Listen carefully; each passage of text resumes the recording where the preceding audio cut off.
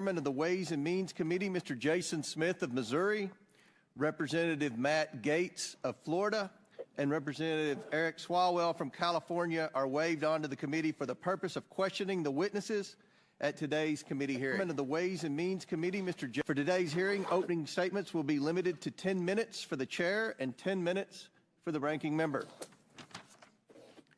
The chair also notes that points of order pertaining to the engaging of personalities against the president will not be in order for the duration of today's hearing. Given that this is a hearing regarding this committee's impeachment inquiry, members must be allowed to speak frankly. The chair now recognizes himself for an opening statement. Today, the House Committee on Oversight will hear from witnesses who have previously provided information during our deposition and interview phase regarding the Biden family's business practices in China, Ukraine, Russia, and other places around the world. At the start of this Congress, the Oversight Committee has investigated what product or service the Biden family and their associates were selling that would justify over $24 million in payments. We've reviewed emails, bank records, text messages, suspicious activity reports at Treasury, and other evidence normally compiled during an expansive investigation such as this. The Oversight Committee has found no credible evidence of the Bidens providing any work product. The committee has identified no legitimate value or document or even one single hour of work the Bidens have provided their business partners. Nothing. What is apparent after over a year of investigation is that the Bidens do not work in any traditional sense of the word. They do not work as consultants or lawyers or advisors. The Bidens don't sell a product or service or a set of skills. The Bidens sell Joe Biden. That is their business. For months, we have heard Democrats desperately proclaiming that witnesses have told this committee that Joe Biden had no involvement in his family's business dealings. But where are those witnesses today? It's telling. Democrats haven't invited one of these witnesses to today's hearing. That's because they know their testimonies would not withstand public scrutiny. Democrats have relied on these witnesses' opening statements and have willfully turned a blind eye to the facts that have come out in these interviews once the witnesses were questioned about our record of evidence. Democrats now must rely on bringing in a distraction witness to talk about nonsense, and who can't talk about any of the facts brought by today's witnesses who worked with the Bidens. Now, President Biden cannot control his adult son. He cannot control his brother, his sister-in-law, or his 9 family members who have received money from these transactions. All President Biden can do is control his own actions, and that is what we are here today to discuss with the witnesses. Because in the course of this investigation, we have learned that Joe Biden has taken action after action to further his family's plans to get rich. He shows up to meetings, gets on phone calls, shakes hands and tells people to, quote, look after my family. He goes to dinners with foreign oligarchs and a Ukrainian executive paying his son millions of dollars. He gets paid with money from Chinese businessmen who he has meetings with and tells other business associates he'll see what he can do to help their situations. He writes letters of recommendation for foreign business associates' children. The scam is simple. The Biden family promises they can make a foreign partner's problems go away by engaging the U.S. government. The problems can be anything: a Ukrainian corruption investigation, moving Russian money to the United States, a Romanian criminal prosecution, access for China to American energy sources. Joe shows up, shakes a few hands in front of his son, and says, quote, take care of my boy, or something similar. And the money flows to the tune of tens of millions of dollars. It's done over and over again. The Biden family promises Joe's power. Joe Biden shows up, and millions of dollars come into the Biden's pockets. Joe Biden is the family's closer. How could he not be? The Bidens aren't doing any other work for these foreign companies that would warrant tens of millions of dollars. There are only two explanations for this. The first is that Joe Biden knows exactly what he's doing and knows a handshake, a wink, and a smile is enough for him to maintain, as Jim Biden famously calls it, plausible deniability. Or Joe Biden is being led around by his family and has no idea who he's meeting with or what message he is sending, and is truly an elderly man with a poor memory. There's no other explanation. Either Joe Biden is complicit or Joe Biden is incompetent. Since becoming chairman of this committee in January 2023, I've promised the investigation into the Biden family's influence peddling would be based on bank records, witness testimony, and verifiable facts. After years of Democrats using this committee as a mouthpiece for every conspiracy theory they could find, like the Russian collusion hoax, under my leadership, the committee has returned to real investigations. If Democrats want to spin another Russian hoax, I will ask them to answer one question. What services did the Bidens provide to earn them and their business associates over $24 million? What did they do for the money? Democrats have the same bank records as we do, and bank records do not lie. The witnesses today are here to talk about Joe Biden. Republicans are here to talk about Joe Biden. If Democrats wish to spend their time beclowning themselves with another Russian collusion hoax for the sake of protecting President Biden, they can do so. As I said I would, I've invited Hunter Biden here today to sit alongside his business associates and provide his side of the story. Hunter Biden demanded a public hearing. I've given him one. Maybe he will show up. He has said he isn't, but he loves saying one thing and doing another. At some point, Hunter Biden saying one thing and doing another begins to reflect poorly on his ability to tell the truth at all. But this hearing is not about Hunter Biden. This investigation is not about Hunter Biden. It's about Joe Biden and the lies he continues to tell the American people. With that, I yield to Ranking Member Smith, or Chairman Smith. Thank you, Chairman Comer and Ranking Member Raskin. From the beginning of this investigation, we've made clear that we will follow the facts wherever they lead. The facts have led us to two conclusions. One, the Biden family has for years traded on Joe Biden's name in order to rake in millions of dollars, often doing so with his direct knowledge and clear involvement. Two, President Biden has been continually dishonest with the American people about his knowledge of his family's business dealings. We have testimony from multiple witnesses that Joe Biden was the brand.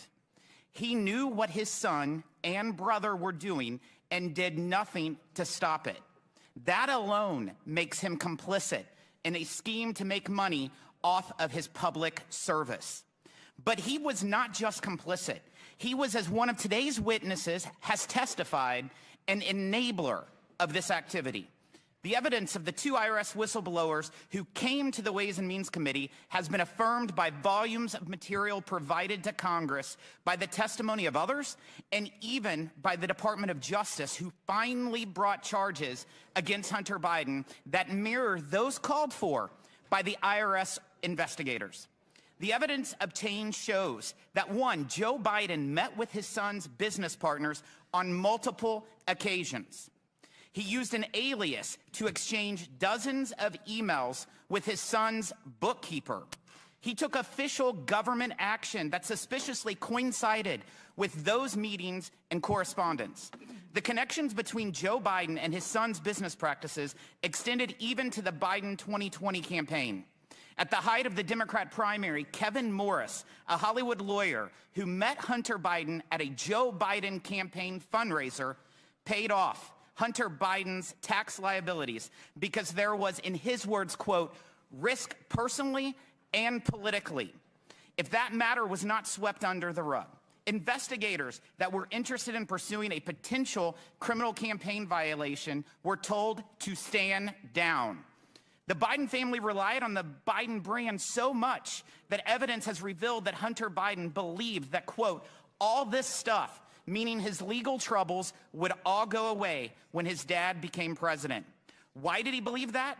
Because for years, the Biden family has personally benefited from Joe Biden's position of power. Joe Biden knew this, he did nothing to stop it, and he lied about it. I yield to Jim Jordan.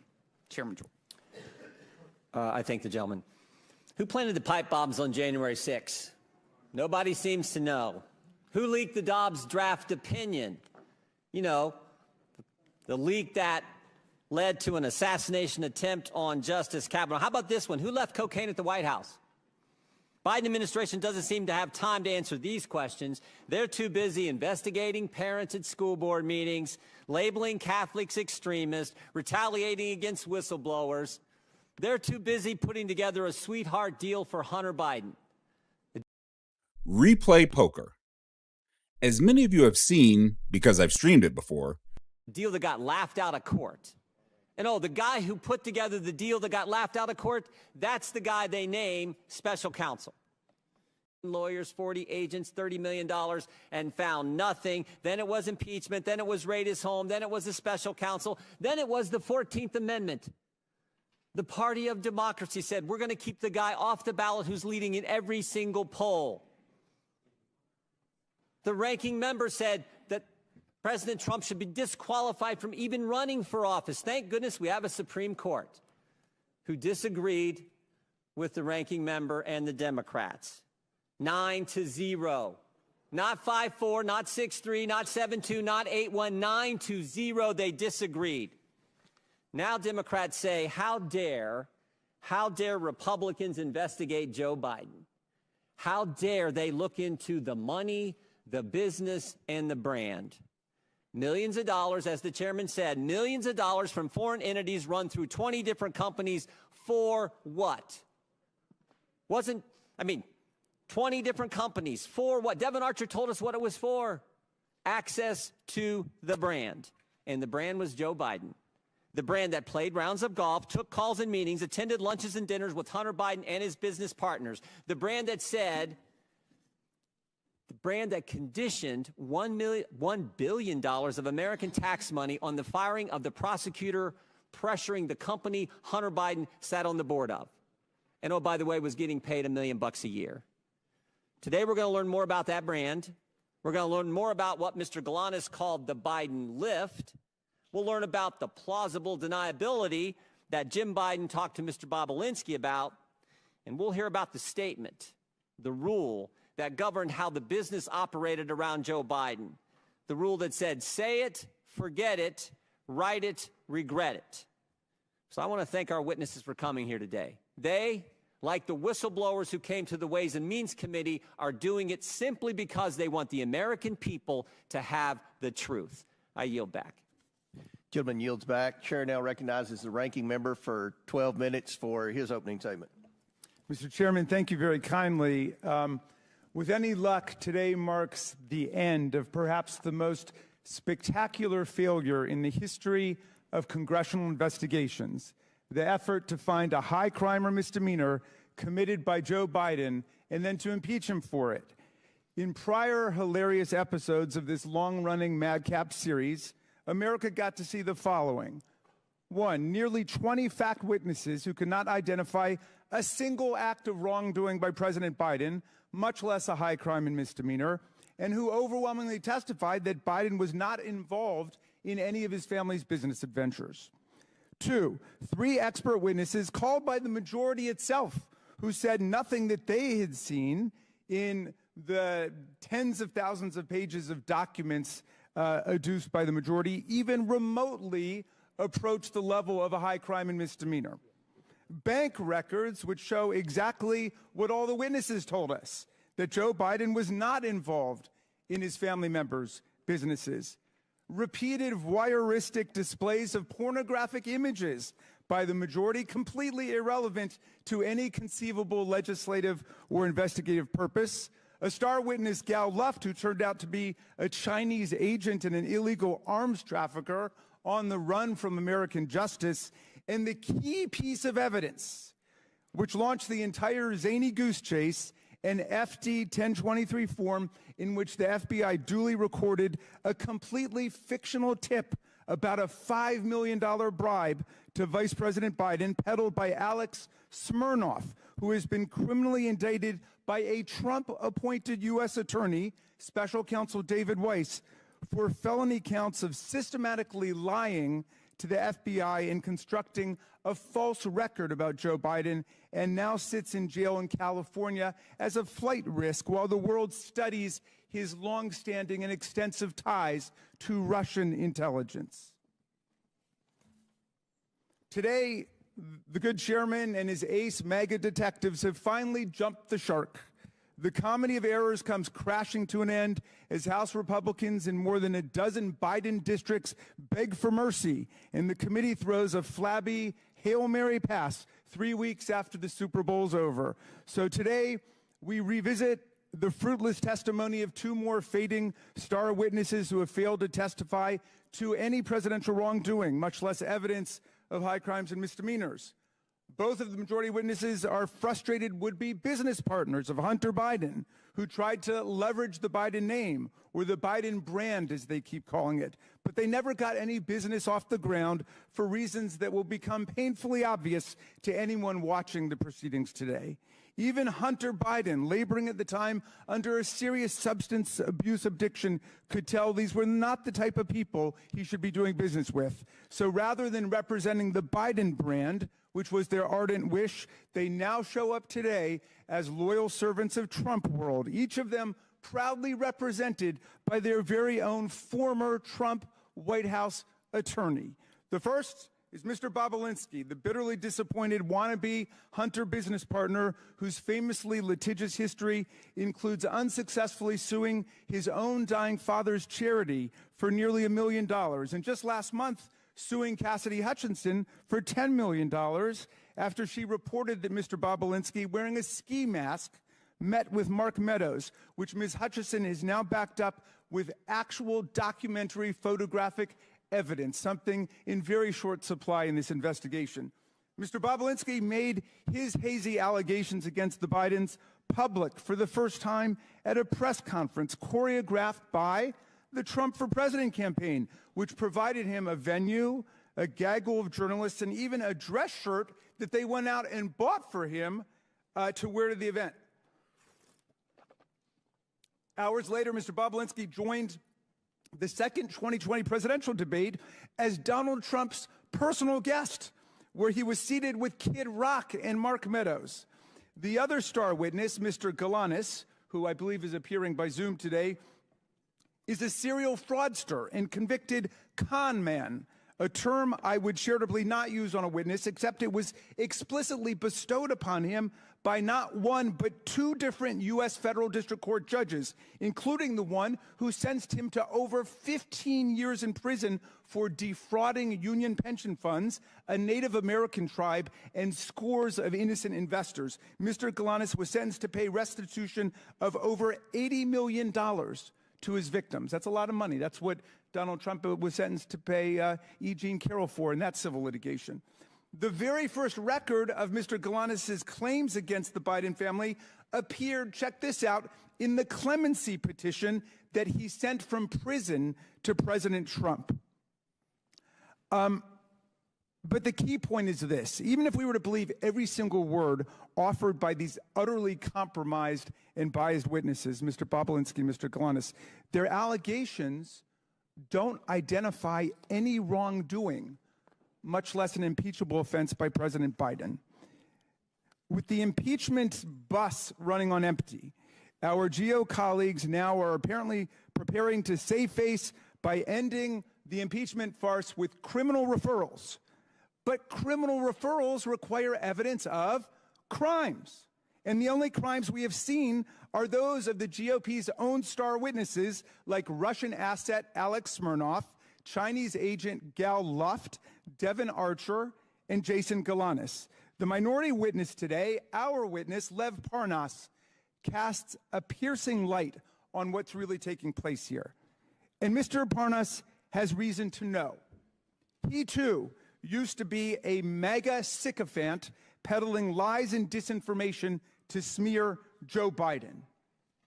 Today, he joins a long line of self-exiles from Trump world who could no longer stomach all the corruption and deceit. People like Cassidy Hutchinson, people like Michael Cohen, Sarah Matthews, Alyssa Griffin, General James Mattis, the chair of the Joint Chiefs of Staff, Mark Milley, General John Kelly, and now Vice President Mike Pence, who refuses to endorse for president the man he served with. But we do have loyal sycophants still in the room, and one day I look forward to hearing their testimony about how they got sunk into this religious cult. Mr. Parnas wrote, Fuck this guy, man. This dude sucks. July 23rd, 2023. How is he going after Trump right now? That makes no sense. He was Rudy Giuliani's right-hand man. This is a Biden impeachment hearing. And language interpreter in the mission to manufacture Ukraine and Burisma-related dirt and smears against Joe Biden in 2018 and 2019. He spent all of his time traveling around the world trying to stage evidence against Joe Biden. In his letter, Parnas explains that the desperate search to find evidence of any kind of Biden corruption was a complete and total bust because there was no evidence to find. He wrote to tell us that not only is there no evidence in Ukraine that Joe Biden did anything improper, but more darkly, the manic search for a smoking gun against Biden became a mission to invent and concoct evidence out of thin air with the active help of Russian intelligence assets and agents. A man, I'm getting to Russia. You haven't heard anything yet, Mr. Chairman. A man who has reckoned with his own moral descent into Trump world. Lev Parnas is ashamed of what he did to serve the interests of Russian propaganda and Putin's lies. And he wants America to know the truth.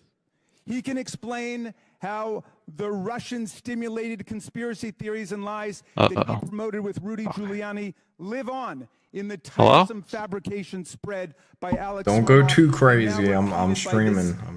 Like Pavlov's it's the Biden impeachment hearing. My colleagues cry. There's a Biden impeachment hearing? They're just, it's like with just the Congress, they're just talking about any updates. From the intelligence community, from Robert Mueller, and most recently, I didn't even know that they were talking about impeaching him. Who was named to office by Donald It's all Trump. about, like, after the Hunter shit and all that, that he got convicted. Disinformation campaigns targeting those 3 felonies or whatever. And he's got another one, I think, coming up this month, which is the big one, which is the tax one. You guys usually defend, but my GOP colleagues continue to cry. I keep like cult members not very up to date with politics.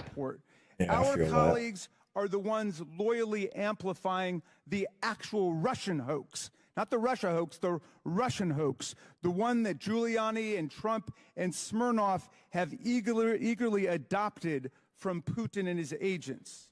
They participate in this hoax while they shamefully block $60 billion in military assistance to President Zelensky and the besieged Ukrainian people. Set Bubba up for 5 success years here. after Trump Give me one Giuliani second. I'm gonna join Discord on my phone. Down They won't for hear us counterfeit talking in the dirt background. on Joe Biden. Oh, my and bad. while they continue to parrot these transparent Russian lies, Vladimir Putin wages his bloody aggressive war on Ukraine filled with Hey, go to the atrocities chillin' like the mass Discord. That's the only one I have my kidnapping of phone in. and the rape and slaughter I don't have of it in the civilians. streaming one. The MAGA right's wholesale adoption of this Russian hoax and their sellout of the Ukrainian people by the MAGA right is an historic betrayal of democracy, freedom, and the rule of law. But the defense of democracy begins with fidelity to the truth and the oversight Democrats, America's Truth Squad, against this disinformation is here today to set the record straight.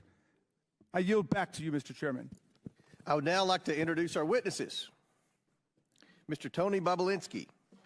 Mr. Bobulinski was a business partner of Hunter Biden in a joint venture between a Chinese energy entity, CEFC. Mr. Bobulinski sat for a transcribed interview with the committee on February 13, 2024. Mr. Lev Parnas. Mr. Parnas was not a business associate of the Biden family. Mr. Parnas is an entrepreneur, a political activist, and an author.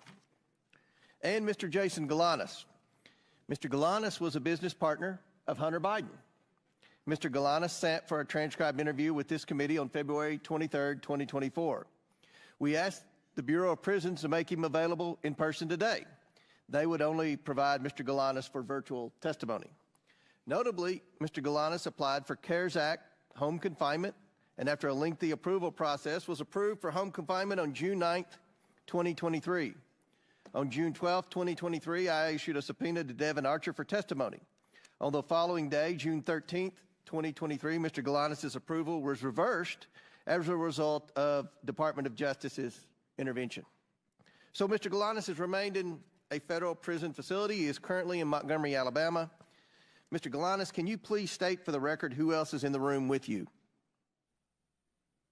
Yes, Chairman Coleman. My counsel and advisor, Mark Paletta, and Nicholas Wise. Thank you. Pursuant to Committee Rule 9G, the witnesses will please stand and raise their right hands.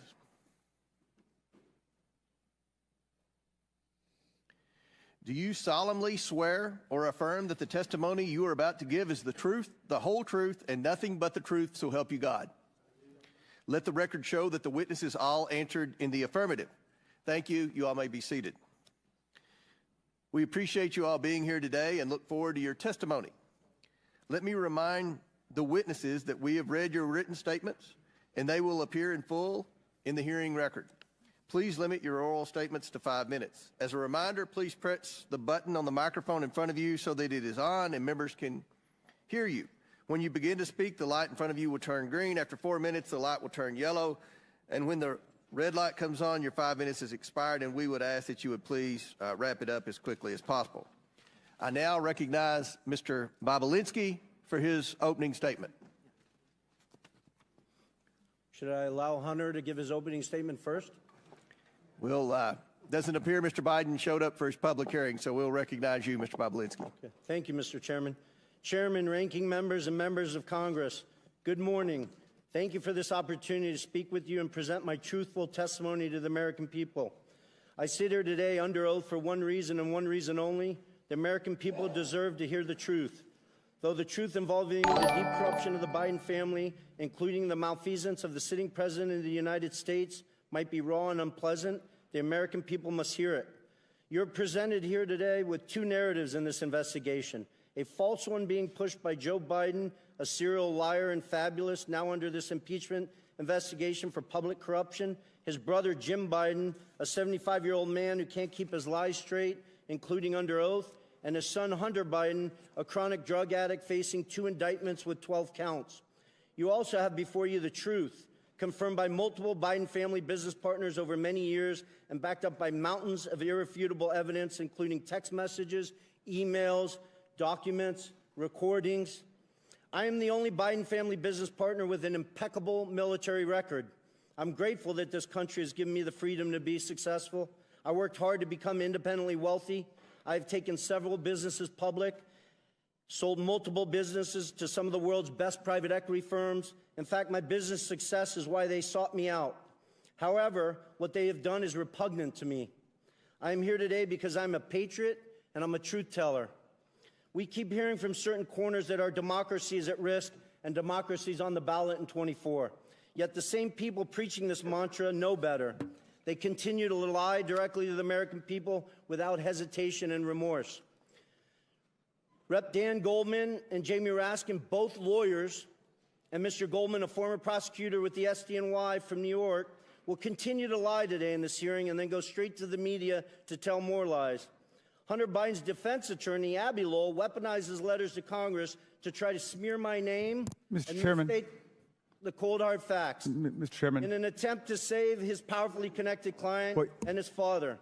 I challenge Mr. Lowell to make those claims on national television so he can be held accountable for his lies. Prior to my successful business career, I was an officer in the United States Navy. At Navy's elite Naval Nuclear Power Training Command, I later served as the command's chief technology officer. Proceed. I apologize for the disruption from the... Okay. Am I supposed to say it's my time, Mr. Raskin? Yeah. But please, Mr. Bobulinski, please Okay. come to order. Mr. Bobulinski, please proceed. Okay. Please proceed. I apologize for the disruption from the minority. Okay. Well, Mr. Chairman, it saved his time, but he called members of this committee liars, and I just want to know whether the order and decorum requirements of House Rule 11 apply to witnesses appearing before the committee. All right. Does it apply or does it not?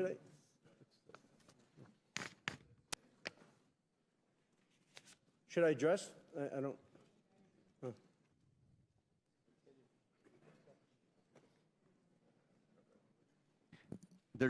There's decorum from the members. We've asked for that. There's no language that I'm aware of pertaining to a witness. Thank you.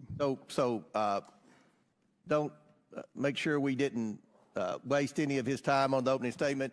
Mr. Bobulinski, I'm sorry for the disruption. Please continue your opening statement. I think you, Mr. Raskin, used. We'll make sure it's right. We'll make sure. Okay, great. I just want to restate, make sure the American people hear all these facts.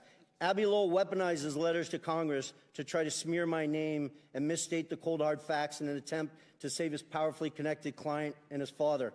I challenge Mr. Lowell to make those claims on national television so he can be held accountable for his lies. Prior to my successful business career, I was an officer for over 6 years in the United States Navy's elite Naval Nuclear Power Training Command as a decorated master training specialist. I later served as the commander's chief technology officer, where I held a huge security clearance from the Department of Energy and the NSA. When I left Nuclear Power Training Command, I was the #1 ranked direct input officer in the entire command. And then I jumped into the business world and public markets. While I have made a few contributions over the years to Democrats, such as Representative Ro Khanna, I don't see him, but I hope he shows up today. He sits on the Democratic side of the Oversight Committee. I'm not a political person. I come from a family with a long history of distinguished service in our nation's military, including my father, both of my grandfathers, and my brother, all of whom were willing to sacrifice their lives for this great country. My sister serves our military vets for 2 decades at the Veterans Administration. We've lived our life as a family in service to this great country. I hope the American people will pay close attention to this hearing. I also hope they will understand that some members of this committee will engage in absurd attacks and efforts to try to deflect attention from the facts. And I will present today by questioning my integrity and my patriotic duty. You may see me speak passionately at this hearing, but for good reason. Not only was I willing to die for this country, every single male member of my immediate family was willing to die for this country. I want to be crystal clear. From my direct personal experience and what I've subsequently come to learn, it is clear to me that Joe Biden was the brand being sold by the Biden family. His family's foreign influence peddling operation from China to Ukraine and elsewhere sold out to foreign actors who are seeking to gain influence and access to Joe Biden and the United States government. Joe Biden was more than a participant in and a beneficiary of his family's business. He was an active, aware enabler who met with business associates such as myself to further the business, despite being buffered by a complex scheme to maintain plausible deniability. I ask this big question. If there's no evidence of corruption here today, if Joe's conduct and the conduct of his family were fully legal and proper, then why are they so dishonest about it? Not just slight misrepresentations of fact, but deep untruths about the entire corrupt enterprise. Hunter Biden gave his transcribed interview on February 28th and lied throughout his testimony. Here's just one egregious example of Hunter's perjury.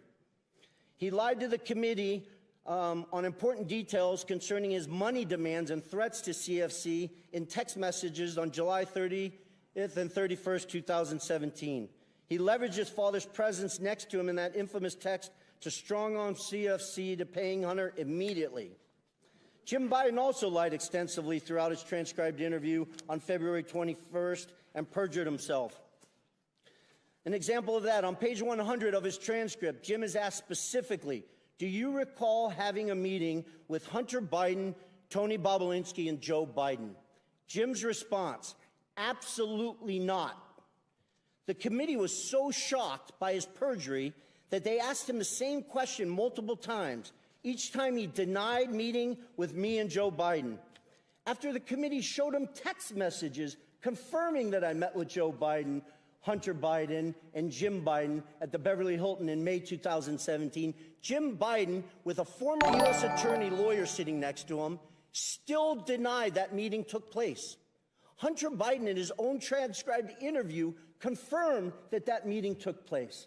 Hunter confirmed his uncle perjured himself in front of this committee.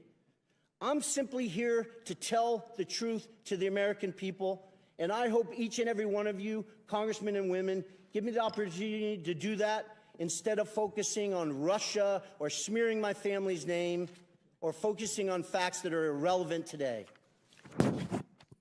I yield back. Thank you. Mr. Chairman, parliamentary inquiry? Yes. Just 2 points. One is I believe Mr. Bobulinski went over 2 minutes, 14 seconds. I hope the same courtesy will be We will give Mr. Parnas equal time. Thank you. And secondly, I see that we now have a witness appearing remotely, and I thought that witnesses were required to appear in person under the rules adopted by the majority at the beginning of the Congress. And do we have a new practice with respect to that rule? Because I know that members on our side were denied the ability to participate in hearings that were conducted in Florida and Mississippi and Alabama. We wanted to participate by Zoom. So I hope...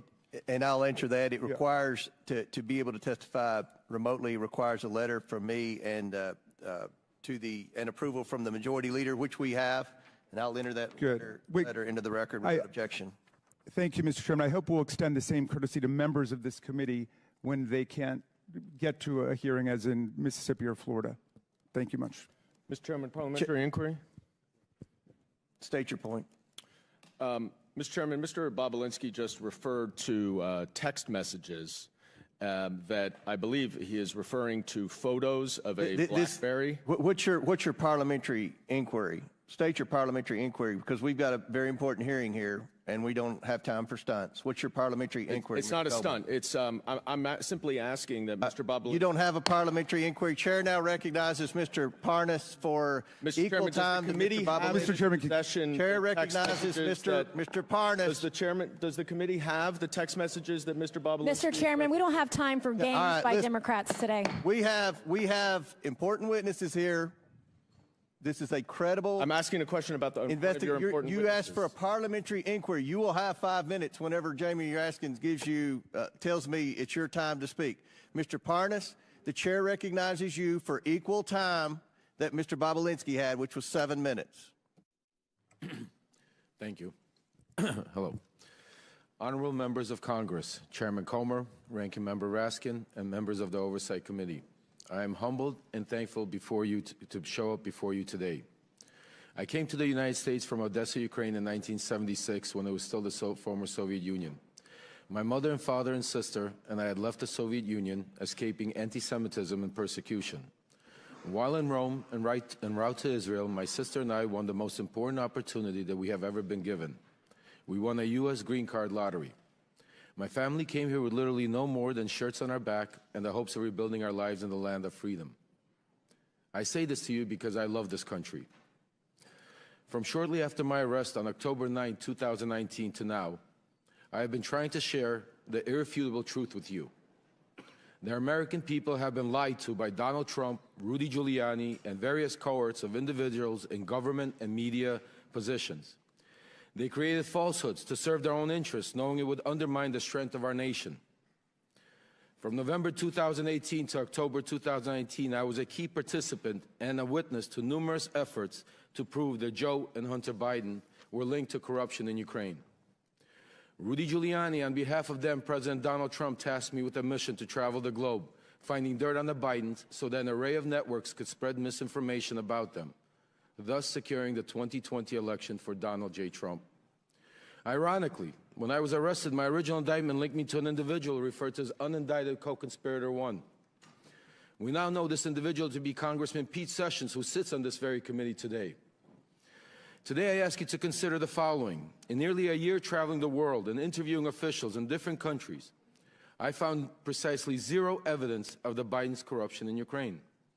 No credible source has ever provided proof of criminal activity, not the FBI, CIA, nor the NSA. No respectable Ukrainian official has ever said that the Bidens did anything illegal, including former President Poroshenko and former Prosecutor General Yuri Lutsenko. Even when CEO of Burisma, Mykola Zlochevsky, was offered a deal by Rudy Giuliani in exchange for information on the Bidens, he provided none, because there is none. The only information ever pushed on the Bidens in Ukraine has come from one source, and one source only: Russia and Russian agents. The impeachment proceedings that bring us here now are predicated on false information spread by the Kremlin. Everyone involved knew they were sharing lies. From Trump and Giuliani's shadow diplomacy, through my missions to Ukraine and elsewhere, to members of a BLT team, a group convened for the sole purpose of investigating and damaging the Bidens.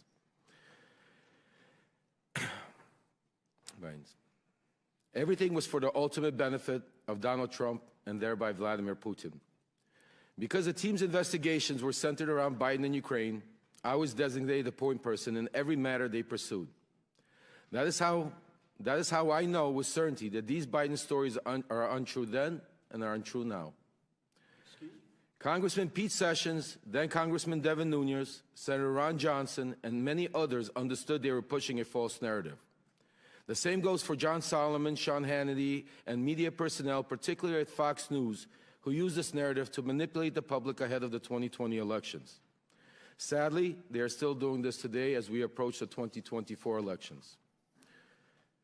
We cannot separate this conspiracy from the Russian-Ukraine war because Trump has no intention to keep aiding Ukraine. Without the support of the United States and NATO, millions in Ukraine will suffer and die. If we allow Russia to defeat Ukraine, eventually that suffering will reach American shores. Today, I admit my own wrongdoings. I have been a convicted federal election campaign and fraud crimes and served my sentence. I do not hide that from reality. It is part of my truth. Despite rigorous attempts by those in power to silence me, I will be silenced no longer. Thank you to the committee for allowing me to speak. I look forward to answering any and all of your questions. Thank you. Chair now recognizes Mr. Galanis for his opening statement. Chairman Comer, Ranking Member Raskin, and members of the committee, my name is Jason Galanis. I was a business partner of Hunter Biden and Devin Archer, among others, during the years of 2014-2015. Our business included the acquisition of 85-year-old Wall Street firm Burnham & Company, the $1.5 billion surviving division of Drexel Burnham Lambert.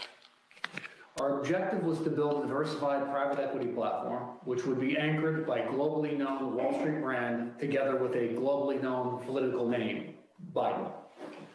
Our goal, that is Hunter Biden, Devin Archer, and me, was to make billions, not millions. The entire value add of Hunter Biden to our business was his family name and his access to his father, Vice President Joe Biden. In 2014, we believed that the Burnham enterprise would be significantly enhanced by forming a partnership with Harvest Fund Management, a $300 billion Chinese financial service company closely connected to the Chinese Communist Party. This effort was led by Hunter Biden's contact with Henry Zhao, the Harvest chairman. Mr. Zhao was interested in this partnership because of the game-changing value add of the Biden family, including Joe Biden, who was to be a member of the Burnham Harvest team post-vice presidency. My lawyers provided the committee a drafted email dated August 23rd, 2014, drafted for Hunter Biden that reflects this understanding. It states, and I quote, Michael, please also remind Henry Zhao of our conversation about a board seat for a certain relation of mine. Devin and I golfed with that relation earlier this week, and we discussed this very idea. And as always, he remains very, very keen on the opportunity, end quote. I'm certain that this phrase, a certain relation of mine, refers to Vice President Biden. Devin told me about this golf course conversation shortly after it happened. Ultimately, this paragraph was deleted from the final version, with Hunter following our general rule of thumb on business deals: say it, forget it, write it, regret it. Further to that, I recall being with Hunter Biden and Devin Archer at the Peninsula Bar in New York, where Hunter took a call from his father and told him things were going well with Henry Zhao and Harvest, and that he might need a little help getting across the finish line. It was not the only time I heard Hunter speak with his father for business reasons. I was present when Hunter called his father on May 4th, 2014 on a cell phone, put it on speaker mode to have him say hello to Yelena Baturina, a Russian oligarch and an investor in Rosemont projects, and her husband, Yuri Luskov, the former mayor of Moscow. Devin Archer was also there. Hunter said, quote, I'm here with our friends. I told you we're coming to town, and we wanted to say hello. The vice president said hello, some pleasantries, and I hope you had safe travels, and then said, quote, okay, you be good to my boy. Hunter responded by saying, everything is good, and we are moving ahead. The vice president said something about, quote, being helpful, and Hunter ended the call by saying he was going to call his father later. Before this call, Hunter sat next to Elena Bettering at a table, and I heard him speaking on business matters generally. A few days after this May 4th party, an email my lawyer provided to this committee shows that Devin had confirmed Ms. Betterina was committed to a, quote, hard order of $10 to $20 million in a Burden investment banking client. In an effort to build this financial platform, I engaged in unlawful conduct. Our companies were entrusted with $11 billion of union pension fund money, whose trust I betrayed. I pleaded guilty. I've had 8 years in federal custody to reflect on my actions. I'm profoundly sorry for committing these crimes. I deserve the lengthy sentence I received. Nevertheless, as I set out more fully in my full statement, I believe the SDNY prosecutors did not indict Hunter Biden on the same deal for political reasons, despite then available documentation that we were partners, were involved in decision-making that involved illegal self-dealing, and all of us had financially benefited from these schemes. In fact, Hunter Biden and Devin Archer's company, Rosemont Seneca Bohai, received $15 million from the tribal bonds fraudulent scheme to be invested in the Burnham Group. I've offered to slide this information to the government about Hunter Biden's crimes, but the prosecutors have been uninterested. And my request for commutation I filed in DOJ in December 2020 did provide information about Hunter's culpability. The DOJ has retaliated against me and vigorously objected to my being placed in home confinement pursuant to the CARES Act. I applied for home confinement on February 4th, 2023, and I was approved on June 9th. On June 12th, this committee issued a subpoena for Devin Archer, and the BOP reversed my approval on June 13th, with the SDNY prosecutors strongly objecting to my release.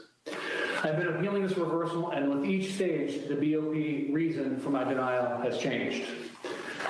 During this period, the period beginning in January 2023, I was sexually assaulted by a member of the prison staff at FPC Pensacola. He persisted in sexually harassing me for many months thereafter. I had hoped to receive home confinement, which would remove me from danger. My judgment was clouded by the shame I felt for not being able to prevent the attacks. I was well aware, as inmates, all inmates are, that the Bureau of Prisons had a horrible record on these matters. I believe my disclosure would have made things worse for me. Unfortunately, the sexual harassment continued until early August, when the prison correctional officer's comments became more threatening. I feared for my safety. I decided to seek counseling from Chaplain Dixon the next day, on August 10, 2023.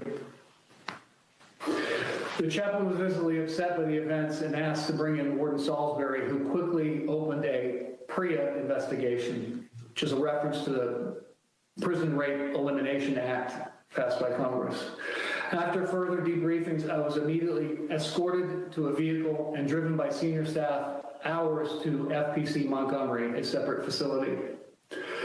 I'm grateful the committee has opened up an investigation of these matters, and I appreciate Chairman Jordan and Comer and Subcommittee Chairman Biggs signing the letter. I believe I've been a victim of a pattern of retribution by the Department of Justice. I believe I'm putting myself at grave risk within the BOP for providing information on these matters concerning the president and his son. I've been treated professionally at Montgomery. I want to thank Case Manager Coordinator Anthony Barnes and Warden Randy Keyes for their help in facilitating access to my attorney prior to this interview. Thank you, Mr. Galanis, and I want to thank all the witnesses again for being here today. We will now begin the questions, and I want to remind members on both sides of the aisle, each member has 5 minutes. I'm going to adhere to that. And hit the gavel. If the question has been asked, then we'll allow the witnesses time to respond. But we are going to try to get in a lot of questions from a lot of members, and I will begin the questioning, followed by Ranking Member Raskins. Again, Mr. Bobulinski, thank you for your service to our country, your military service. Appreciate you being here. During the 118th Congress, this committee has investigated Joe Biden's involvement in his family's influence peddling schemes around the world. So let's start with that. Mr. Bobulinski, Was Joe Biden involved with any of your business dealings with Hunter Biden and James Biden? Was Joe Biden involved in his family's attempts to sell their access to him? You set out a form. To form a legitimate business. You set out to form a legitimate business with the Bidens. Did you come to find out that the Biden family had no interest in doing real business? I did. Mr. Galanis, are you aware of any times Hunter Biden used Joe Biden with Joe Biden's knowledge to benefit their business associates? Yes. Which business associates? Yelena Baturina, Russian oligarch, testified about Russian, Chinese fund manager, Henry Zhao, and Nikolai Zlochevsky, a Ukrainian oligarch, oil and gas oligarch. Okay. Now that we've established that Joe Biden was involved in his family's business dealings, I'd like to turn to the financial records we've subpoenaed. One major point my Democrat colleagues downplay is how much money the Bidens accumulated from foreign business ventures in such a short period of time. We have over $24 million to the Biden family and their business associates from 2014, while Joe Biden was vice president, to 2019. Mr. Bobulinski, there came a time when you were attempting to raise $10 million from the Chinese to pursue an actual business deal, a real business deal. But it wouldn't be correct to say this was a $10 million deal, would it? What did the Bidens conceive of the business with the Chinese becoming? The Chinese were committing to deploying billions of dollars in infrastructure projects here in the United States as well as around the world. Mr. Galanis, what was the financial goal you, Mr. Archer, and Hunter Biden set out to achieve? Was it millions of dollars or billions of dollars? Billions of dollars. Billions with a B. Yes, billions. Now I'd like to turn to some of the statements Joe Biden has made during his presidency about the findings of this investigation. Mr. Bobulinski, Joe Biden has said he never interacted with his family's business associates. Did he meet with you? He did. In fact, are you aware that Joe Biden also met with... I'm sorry, Mr. Chairman. He did multiple times. Okay. Are you aware that Joe Biden also met with Rob Walker, Eric Sherwin, and Devin Archer, too? I'm generally aware of it. Mr. Galanis, as you discussed earlier regarding Yelena Baturina, the Russian oligarch, you were present for Hunter Biden calling his then Vice President father with the Russian oligarch, Yelena Baturina. Present, correct? That's correct. You also were present for Hunter Biden's conversation with his father about a board seat on a Chinese company board. Is that correct? I was present for a call when Chinese transactions discussed, yes. So, Mr. Galanis, isn't it true that when Joe Biden said he didn't interact with his family's business associates, that's not true, is it? I believe it would be misleading to the point of being an untruth. I want to touch on the fact about the absent seat in the middle. Hunter Biden has chosen not to attend today's proceedings. I've given Mr. Biden exactly what he asked for before his deposition. It's clear that Hunter Biden knows his testimony would not withstand public scrutiny. Joe Biden has not been truthful about his participation in schemes to sell access and influence. And today's witnesses will show the American people a side of the story that the president and his allies on this side of the aisle are eager to hide. Mr. Bobulinski, can you tell us about your meeting at the Beverly Hilton with Joe Biden? The short version or a long version? Long version, but within a minute. Okay. So Hunter Biden, Jim Biden, and Joe Biden were in Los Angeles for a variety of business discussions. Joe was there to speak at the Milken Conference in May of 2017. I had lunch with Hunter Biden at the Chateau Marmont, and he had asked me to meet with his father that night. He set up a meeting at the Beverly Hilton where they hold the Milken Conference, and I got there a bit early and sat with Jim Biden, Hunter Biden, and we're just talking about what we were doing with the Chinese and the legal documents I was working through. And they had sort of coached me before Joe showed up to, listen, we're going to just keep things at a very high level. We're not going to go into a lot of details in this meeting.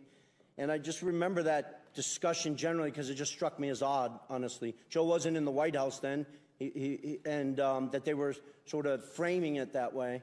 And then Joe showed up, walked through the lobby of the Beverly Hilton Hotel. I stood up to shake his hand, and we sat down and spent 45 minutes to an hour going through my background. You met with him that long? Yes. This wasn't a handshake, a 2-second discussion about the weather. This was a 45-minute long meeting to an hour where we talked about a lot of stuff. Very good. Thank you. Chair now recognizes Ranking Member Raskin for his questions. But we're actually going to go to Mr. Garcia to begin.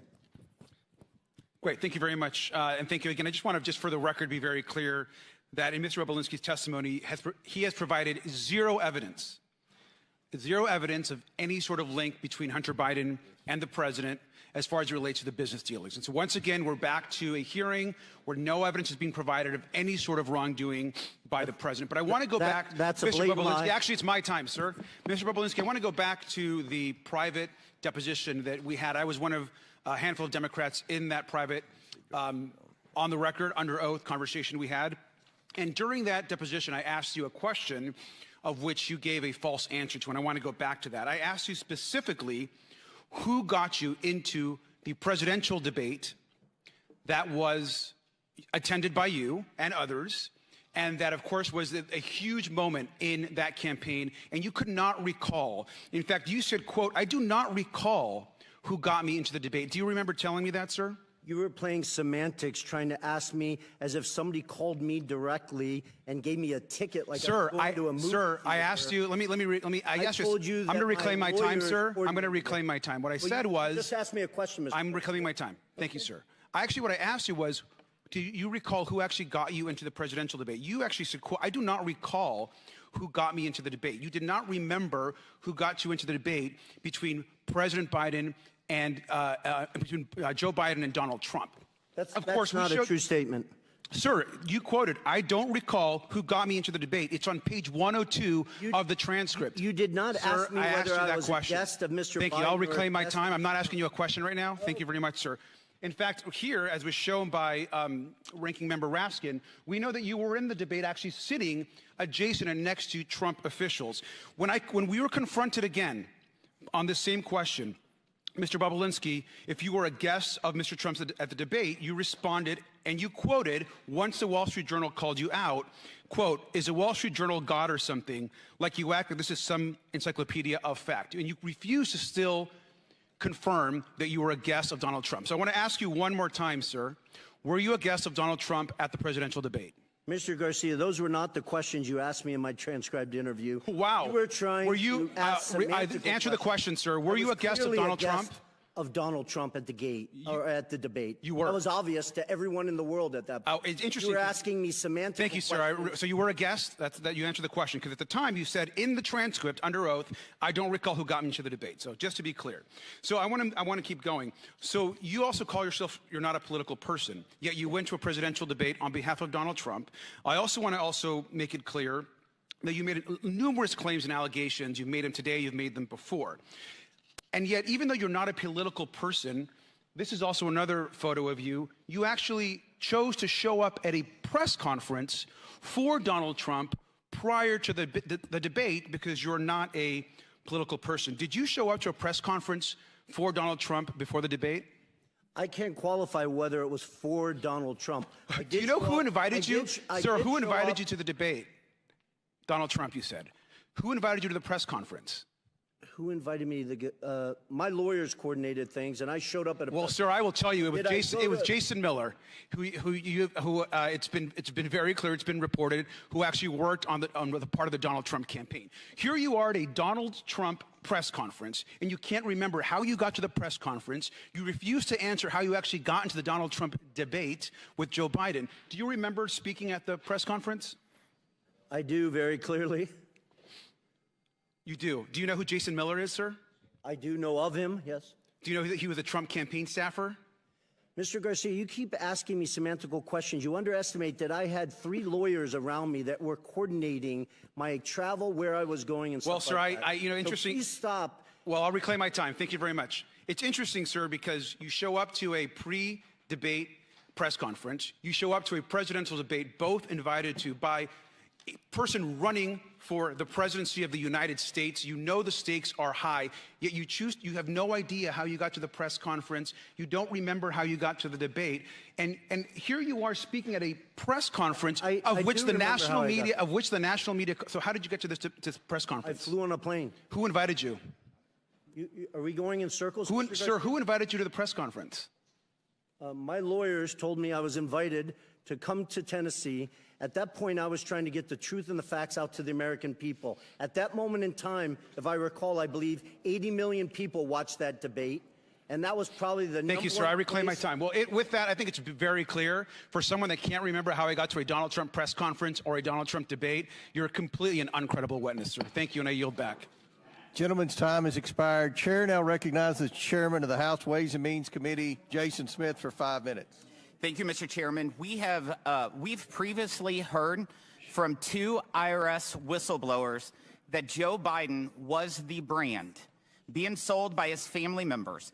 One such example of this could be seen in a June 6, 2017 WhatsApp message where Hunter Biden told a business associate that he was not willing to, quote, sign over my family's brand, close quote, or give them, quote, the keys to my family's only asset. Mr. Bobulinski, can you confirm that President Biden is the brand being sold by his family members? Thank you. During his deposition, Hunter Biden repeatedly testified under oath that his father was not involved in his business in any capacity, and that there wasn't even a connection between his father and his businesses. Here is just one example. Quote, I just state for the record one more time, under oath and under penalty of perjury, my father has never been involved in my business. I have never asked my father to be involved in my business. My father has never benefited from my business, and I have never asked anyone or my father to do anything for the benefit of anyone I've ever done business for, close quotes. Yet the Ways and Means Committee released a WhatsApp message that were provided by the IRS whistleblowers showing that Hunter Biden wrote on July 30th, 27, quote, I'm sitting here with my father, and we would like to understand why the commitment made has not been fulfilled. I'm sitting here waiting for the call with my father. Moreover, you testified that Hunter was not shy about his ability to get his father on the phone. And Devin Archer testified that there were multiple instances in which Hunter placed his dad on speakerphone. Mr. Bobulinski, was Hunter Biden telling the truth when he testified under oath that his father was never involved in any of his business dealings? No, he was not. Those are all blatant lies. We continue to hear claims that President Biden was not involved in his family's business dealings and that he did not benefit from illicit business deals. However, IRS Special Agent Joe Ziegler provided documents to the Ways and Means Committee, 327 emails, many of which involve Hunter Biden and Hunter Biden's business associates. Mr. Bobulinski, do you have any personal experience that leads you to believe that Joe Biden was involved with Hunter Biden's business associates and business dealings? Yes, I do. You want to say a few? To outline how Joe was involved? Yeah. Yes, different congressmen and women keep trying to say that there's no evidence and use the word involved, which is a very opaque language. If Joe Biden was not involved in his son's business dealings, why, after flying all the way across the country to the Milken Conference, where there is next to Davos, is probably the biggest conference in the world, why would he take 45 minutes out of his night? It wasn't a 10 a.m. meeting. It was 10:40 in the evening. He's an elderly man, flew all the way across country to sit with me for 45 minutes to an hour to discuss my background, the business we are doing with the Chinese, his family's background. Speaking of the business with the Chinese, in October 2020, Joe Biden asserted that his family had not earned money through business dealings in China. However, IRS whistleblowers shared evidence that the Biden family made at least $1.1 million from their business with China, including $100,000 in payment from CFC, China Energy, and a $1 million payment in exchange for legal services that were never provided to a CFC official, Patrick Ho. Mr. Bobulinski, do you know whether the Biden family made any money from China? They did. Millions of dollars. I think approximately 8 to 9 million. The Biden family has made millions of dollars from China, correct? Correct. And you said at least 9 million? Yeah, I think it's actually over 10 million, but I'll leave those details up to you guys. Thank you. I yield back. Gentleman yields back. Chair now recognizes the ranking member. Thank you, Mr. Chairman. Thank you, Mr. Parnas, for being here today. Your involvement with the real Russian hoax about Joe Biden began in 2018 when, as a big donor and a big supporter of Donald Trump's, you were introduced to Rudy Giuliani, and you began working with him to dig up dirt on Joe Biden, Ukraine. If you can just tell us quickly how you got involved in that. Yes, I was a donor at the time. I began doing business with Rudy Giuliani. He got involved in a business I was doing called Fraud Guarantee. And in the midst, we started spending a lot of time together until eventually in November of 2018, he approached me and asked me about my connections in Ukraine. After telling him about people that I knew and things that I heard, at that point, then he wanted me to go to Ukraine to find Viktor Shokin, the prosecutor general. And basically, he wanted to go from his fraud guarantee to guaranteeing a fraud on the American people. But after turning over every stone and going down every rabbit hole, including interviewing Viktor Shokin and Zlochevsky, the owner of Burisma, did you ever find the smoking gun or any evidence that Donald Trump was looking for to paste on Joe Biden? On the contrary, Representative Raskin, not only did we keep hitting dead walls and not finding the smoking gun, but we kept running into sources of the information that was coming out of Russia. In fact, Joe Biden was part of a global campaign, including by the United States, to oppose corruption and to go after the corrupt forces in Ukraine. Isn't that right? Yes, sir. At what point did the campaign to dig up dirt on Biden become a campaign to spread disinformation and lies about Biden? At some point, when we hit a few brick walls, all of a sudden, then I saw the shift between the BLT group, which included John Solomon, the media personality, and Rudy Giuliani and other Trump lawyers, to start trying to push narratives that were not validated. We had no way to validate them. Basically, a letter would come over from somebody in Ukraine. I'd hand it over to John Solomon. Next thing you knew, he was on Fox TV 2 hours later with Sean Hannity. At what point did Mr. Giuliani begin working directly with Russian agents and Russian assets, individuals who would later become sanctioned by Donald Trump's own Treasury Department for spreading propaganda and disinformation against Joe Biden? It was sometime in probably around May, June of 2019. Were you aware, was Mr. Giuliani aware that these people were basically just doing the bidding of Vladimir Putin? Absolutely. So he had no hesitation about spreading lies that were concocted by Russian agents? As long as it fit the narrative, absolutely not. How were you and Giuliani able to take these false allegations peddled by corrupt officials and Russian agents and promote and amplify them here in the United States, in our political system? Weren't media groups skeptical of your claims? Most media groups, I'd probably say all except for Fox and a few other right-wing media groups, didn't want to take any of the information, and that aggravated Rudy Giuliani and John Solomon and other players. And the main group that was being pushed through was Fox, Sean Hannity, and some other media personnel over there. But then there was also other people that were doing the bidding for the Russian people in Congress, like Senator Ron Johnson, like Congressman Pete Sessions that sits here right now, that was with me from the very beginning on this journey into finding up digging dirt on Joe Biden. Is Putin's war on Ukraine today, which has cost hundreds of thousands of people's lives, is that part of the vaunted Russia hoax? Absolutely not. Is it real? Yes, absolutely. I want to ask you a more personal question, if I might, Mr. Parnas, because In my several years living through this extraordinary period of American history, I've tried to ask people like Michael Cohen and Cassidy Hutchinson. I've wondered about people like General Milley, General Kelly. Why did you break with all of the deceit and corruption and lies of Donald Trump? How did you get out of that culture?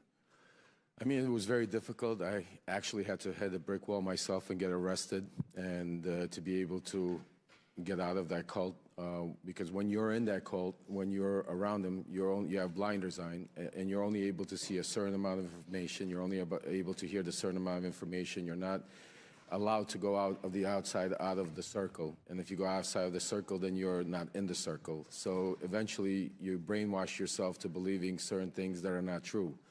When I was arrested and had some time to reflect and really understand what was going on, I started realizing, looking back and thinking back to moments in time where I started thinking myself that this can't be true and we're doing something wrong. Well, thank you for telling the truth and helping America to end this nightmare. I yield back to you, Mr. Chairman. Chair now recognizes the chairman of the House Judiciary Committee, Jim Jordan. Thank you, Mr. Chairman. The ranking member just said that, quote, Joe Biden was opposed to corruption. Really? So opposed, he leveraged $1 billion of American tax money to fire the prosecutor in Ukraine who was investigating Zolochevsky at Burisma, the company Hunter Biden sat on the board of. Wow. And the prosecutor who replaced Shokin, that Mr. Parnas referenced in his opening statement, Mr. Lutsenko, guess what he did? He took Zolochevsky off the wanted list and dropped the charges. Wow, he's really, really opposed to corruption there. Mr. Bobulinski, who's the big guy? Joe Biden. Are you sure about that? Because when Joe Biden. You're sure?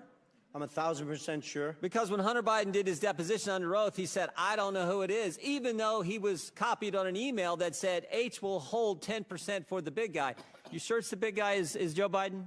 1,000%. And there's other text messages that back that up, that the brave whistleblowers, Shapley and Ziegler, have produced. Not from my phones, not from my BlackBerry that I took screenshots from. They took them from subpoenas directly from Apple's iCloud that back up the fact that Hunter knew the big guy was Joe Biden. The big guy is the brand. The big guy is the lift. The big guy is the one who showed up at golf outings, who took phone calls and meetings and lunches and dinners with Hunter Biden and his business associates. Is that right? Correct. Mr. Galanis, you referenced in your opening statement, May 4th, 2014, you were at a party at a restaurant in Brooklyn, New York. Can you tell me who else was there? Yeah, it was a birthday party, so there were more than 100 people there, but amongst them was Devin Archer, myself, the host, Alex Kuklarski, Yelena Baturna, her husband, and then Hunter Biden joined. Tell us, I think you referenced a phone call that took place. Tell the committee what happened with that phone call. Who was involved in that phone call? As I testified in my opening statement, it was Yelena Baturina, her husband, myself, Hunter initiating it, Joe Biden on the speakerphone, and Devin Archer. So there was a little pull aside where that group of people you just described were pulled aside, and Hunter Biden called his fathers or called the vice president. Is that accurate? That's accurate. And then tell me what was discussed on the call. The discussion I testified was a relatively short discussion, but it was a discussion about their Yelena and Yuri coming to town. As I testified specifically, they talked about being good to his boy, and it was. Ended. Well, let me ask you this. Mentioning that, Mr. Galanis, let me ask you this. Did you get the impression Joe Biden was expecting the call? Yes, to me it was clearly set up ahead of time. It was an arranged call. So this was arranged, this was coordinated. Hunter Biden calls his father, then vice president, and I think in your deposition he said this, I'm here with our friends that I told you were coming to town. So it's our friends, and I told you this was going to happen, which suggests that it was most definitely coordinated. Is that accurate? That's accurate, yes. And again, can you tell the committee who Miss Baturina is again? A Russian billionaire, wife of the former mayor of Moscow, served for near 20 years as the mayor. She's the wealthiest woman in Russia. She'd already given money. She'd already given money to Hunter Biden and his business before this meeting in May, and then subsequent to that meeting, she committed to give more money. Is that accurate? That's accurate. So subsequent to the coordinated call, the arranged call that Hunter Biden had with the Vice President of the United States, the wealthiest woman in Russia commits to give millions of dollars more to Hunter Biden's business. Is that all accurate, Mr. Galanis? That is accurate, yes. And again, this was a pull-aside done at this meeting, and you think and you know that it was coordinated. Is this what they call access to the brand, access to the Biden lift? Is that what you would describe it as, Mr. Galanis?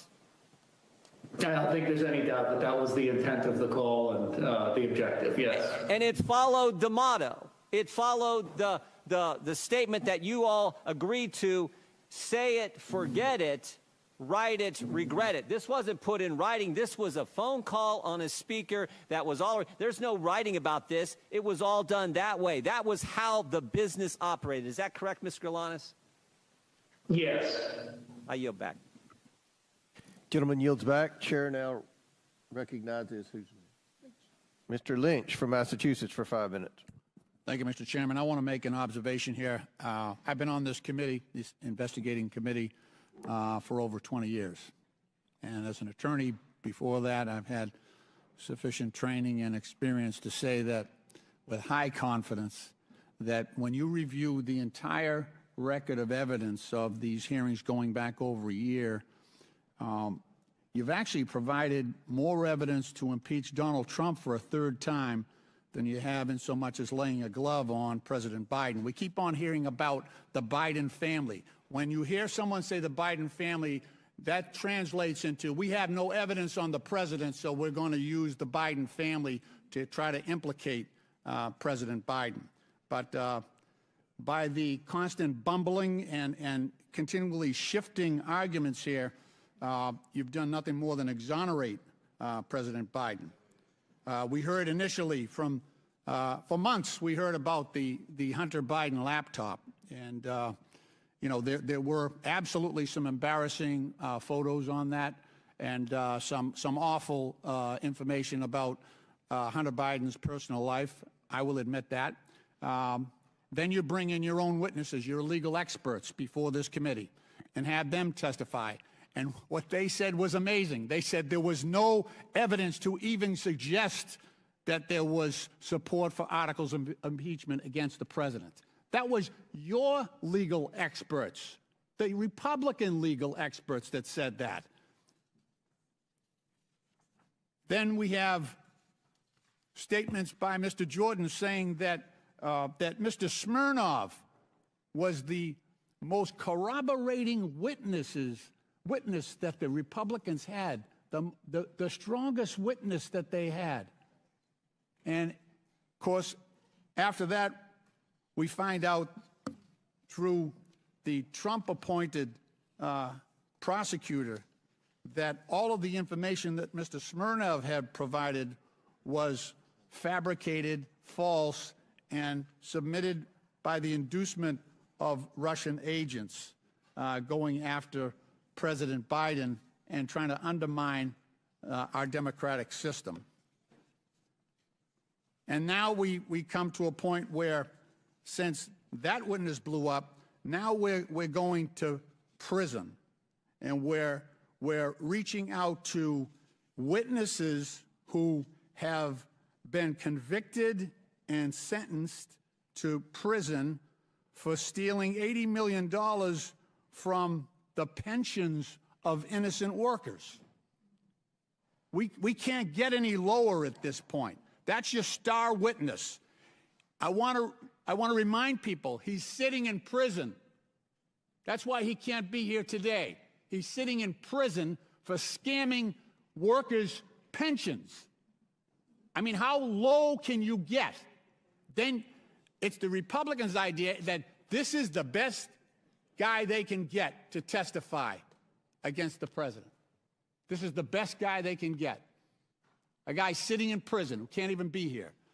Mr. Parnas, you've talked about your own direct involvement with Mr. Giuliani, and you said that your mission was to dig up dirt on President Biden. Can you talk to us about the coordination between yourself and Mr. Giuliani? Thank you for being here. Thank you, Congressman. So basically, it was a shadow diplomacy run by Trump and Giuliani, where Giuliani was the shadow diplomacy Secretary of State.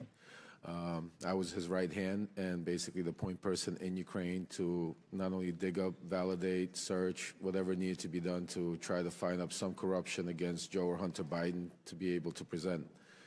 Once I would receive whatever information I received, I would then meet with him, John Solomon, other members of the team like Pete Sessions and Derek Harvey or other people there to discuss what we found. At that point, from there, Giuliani would then go to the White House and share with the president.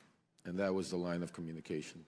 You said also in your testimony that members of this committee, the Republican leadership, should have known before Smirnov was indicted that this information was fabricated about President Biden. Could you talk about that? Congressman Lynch, not that they should have known, they did know.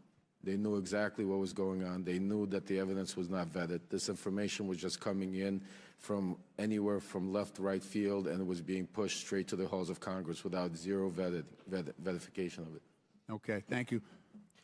Mr. Chairman, my time has expired, and I yield back. Gentleman's time's expired. Before I recognize Mr. Palmer, I'd like to enter into the record the testimony of Tony Bobulinski with the committee on February 13th, 2024. It corrects the record of Representative Garcia's, who did not provide your entire testimony. On page 147, you told the committee about your understanding of who invited you to the events referenced by Mr. Garcia. So without objection, I'd like to enter into the record the entire transcribed interview of Tony Bobulinski. And Mr. Chairman, I'd like to enter for the record an article from today's Daily Beast entitled "Texts Reveal More Russia Ties for Key Anti-Biden Witness Bobulinski." Okay, Daily Beast. Without objection. Chair now recognizes Mr. Palmer from Alabama for 5 minutes. Mr. Bobulinski, I have very limited time, and I want to get through a lot of information, so please answer these questions with a yes or no, if you don't mind. You have met Joe Biden, isn't that correct? Correct. In fact, you had a meeting with Joe Biden, isn't that correct? 2 of them. One of those times was before the Milken Conference in Los Angeles, May of 2017, is that correct? It was during the Milken Conference. You provided a great deal of documentation to this committee. I want to show you some messages between you and Hunter Biden, be on the screen here, in May of 2017 before you first had a meeting with Joe Biden. These are messages between you and Hunter Biden dated May 2nd, 2017. Do you recognize these? I do. At the bottom, Hunter wrote, "Dad, not in now until 11." So I saw my company's uniform in the mirror today, and I decided it was time for a new look. 11 lets me and Jim meet at 10 at Beverly Hilton, where he's staying. Jim is James Biden, President Biden's brother. Is that correct? Correct. The next set of messages is, if you put those on screen, is between another business associate of Hunter Biden's and you. His name is James. Do you recognize it? I do. At the top, you write, "About to meet Hunter, Jim, and I guess Joe at Beverly Hilton Hotel." Joe is now President Joe Biden. Is that correct? Correct. This chat between you and Joe Biden, Joe Biden's brother, you write to Jim, "Great to meet you and spend some time together. Please thank Joe for this time. It was great to talk. Thanks, Tony B." You met with Joe Biden, Hunter Biden, and Jim Biden the night before the Milken Conference in 2017. Is that correct? I did, and Jim Biden perjured himself by trying to deny that Thank meeting. you, Mr. Bobulinski. That was at the Beverly Hilton, correct? Correct. You can provide more details around that meeting. What was the purpose of that meeting? I didn't ask for the meeting, so I wish Hunter Biden was sitting next to me and he could under oath describe it. But the only reason why I was meeting with Joe Biden and the only reason why I was there is because I was the CEO of the enterprise that they were putting together with the Chinese company CFC. So can you give me a little more detail about what was discussed in the meeting? Well, as I said earlier, before Joe Biden showed up, Hunter and Jim Biden coached me, said a sort of outline that we wouldn't go into a lot of details So through the 45 to 60-minute meeting I had with Joe Biden, I think it was about 10:40 p.m. after he flew across country, we talked about my background, my family's military background, the different business ventures I'd done around the world, the family I worked with. Joe spent time talking about his family, some of the tragedies that they had lived through.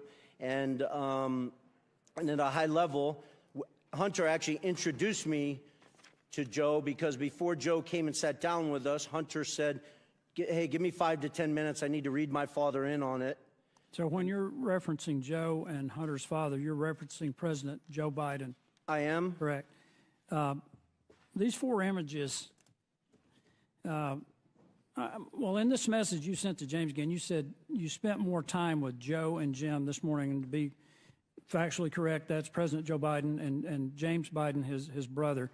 Also saw them last night, including Hunter. These 4 images show a pretty clear record of your meeting with Joe Biden in May of 2017, Mr. Bobulinski. Hunter Biden, during his transcribed interview, testified that the meeting did in fact take place. And after being asked, did Mr. Bobulinski meet with your father during the trip, Hunter stated he met with him in the lobby of the hotel. When asked who attended the meeting, Hunter replied, my uncle and myself. But when asked whether the meeting at the Beverly Hilton between Joe Biden, Jim Biden, Hunter Biden, and Tony Bobulinski took place, Jim Biden testified, absolutely not. These stories don't match up. Mr. Chairman, Jim Biden also told the committee that Joe Biden did not meet the Chinese businessman Xi Jinping. Rob Walker, by known as a friendly witness committee, said the opposite. So, Mr. Chairman, it appears to me that there are material inconsistencies between the witnesses' testimony. These witnesses' statements appear to me to be irreconcilable. In short, Mr. Chairman, someone appears to be lying to the committee. The inconsistent testimony seems to come from Jim Biden, the president's brother. Lying to Congress is a serious offense, Mr. Chairman, a criminal one, in fact. And if the Bidens or anyone else has come before this committee and lied to this committee, I strongly encourage the committee to pursue criminal referrals to the Department of Justice. One last thing that I want to ask, and Mr. Bobulinski or Mr. Galinas, have either of you heard of any offer of a pardon for anyone involved or associated with or a partner to the Biden family enterprise corruption investigation? I'm sorry, that was a question. Have you heard of anyone being suggested that a pardon might be in order for anyone associated with this enterprise? I have not. Thank you, Mr. Bobulinski. Thank you, Mr. Chairman. I yield back. Mr. Chairman, I just have a parliamentary inquiry. We've heard for months now and seen the photo of that BlackBerry with the cracked screen. Does the committee have in its possession the data from Mr. Bobulinski's phone from which he's allegedly taken these pictures? Because I think we need the data that they keep referring to. And maybe Mr. Bobulinski could just turn it over to us, or we could subpoena it today. We have the images that we have shared with you. Right, I saw the picture of the cracked BlackBerry, but do we have the underlying texts that are being referred to by my friend Mr. Palmer?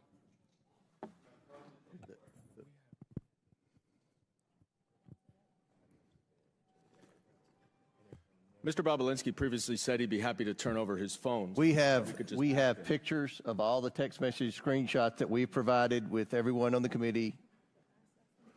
Okay. And all right, well, of course, he's just given us, obviously, the ones he's selected.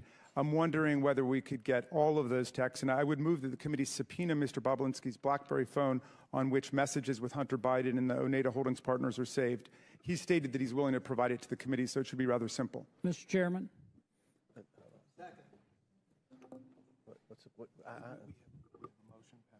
Yeah. Okay, there's a motion to subpoena Bobulinski's BlackBerry. Yeah, with the texts that were just referenced by Mr. Palmer. Chair recognizes Mr. Jordan. I move the table in motion. There's a motion to table. I request the motion is to table is not debatable. As many are in favor of tabling may signify by saying aye. Aye. All those opposed signify by saying no. No. In the opinion of the chair, the ayes have it, and the motion to table is agreed to. Mr. Chairman, what we're doing is we're tabling evidence here, which you keep relying on, so I'm going to ask for a recorded vote for that. Yeah. That just makes no sense. A recorded vote is ordered. We'll suspend for a moment. We don't, this is a committee hearing. We don't have the clerk. Will somebody go find the clerk? I know.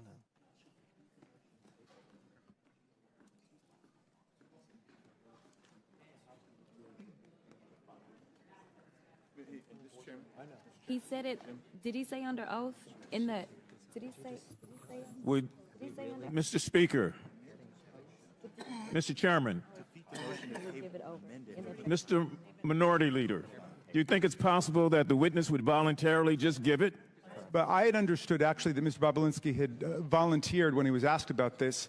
It would simplify things if he would just turn it over the BlackBerry. Well, he did very clearly say he's happy to turn over his BlackBerry to the committee. We then asked for it at the deposition. He didn't. We've asked the majority to ask for Mr. it. Goldman, you're out of order. We're in suspension here waiting for the clerk to come so we can take the vote that your side of the aisle requested. You can't make this stuff up. You can't. This is Jurassic Park. Gee.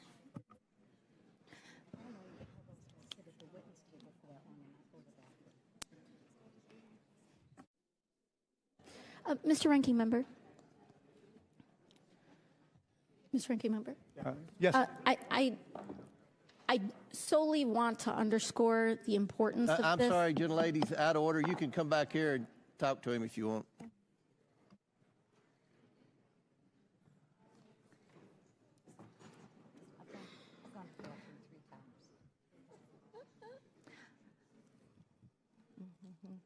Mr. Chairman. Mr. Chairman. Yes. We don't even have. You're gonna. I said Ms. Ocasio-Cortez would have to come up. You will as well. Sorry.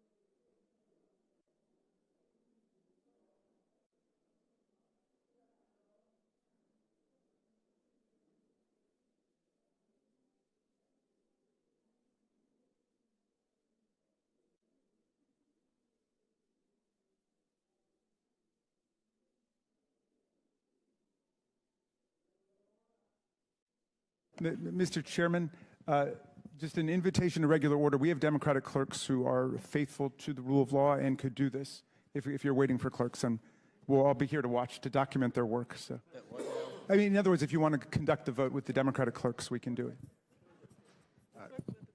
With a recorded vote is ordered, the clerk will call the roll. Mr. Jordan. Mr. Jordan votes yes. Mr. Turner. Mr. Gosar. Ms. Fox. Mr. Grothman. Mr. Grothman votes yes. Mr. Cloud. Mr. Cloud votes yes. Mr. Palmer. Mr. Palmer votes aye. Mr. Higgins.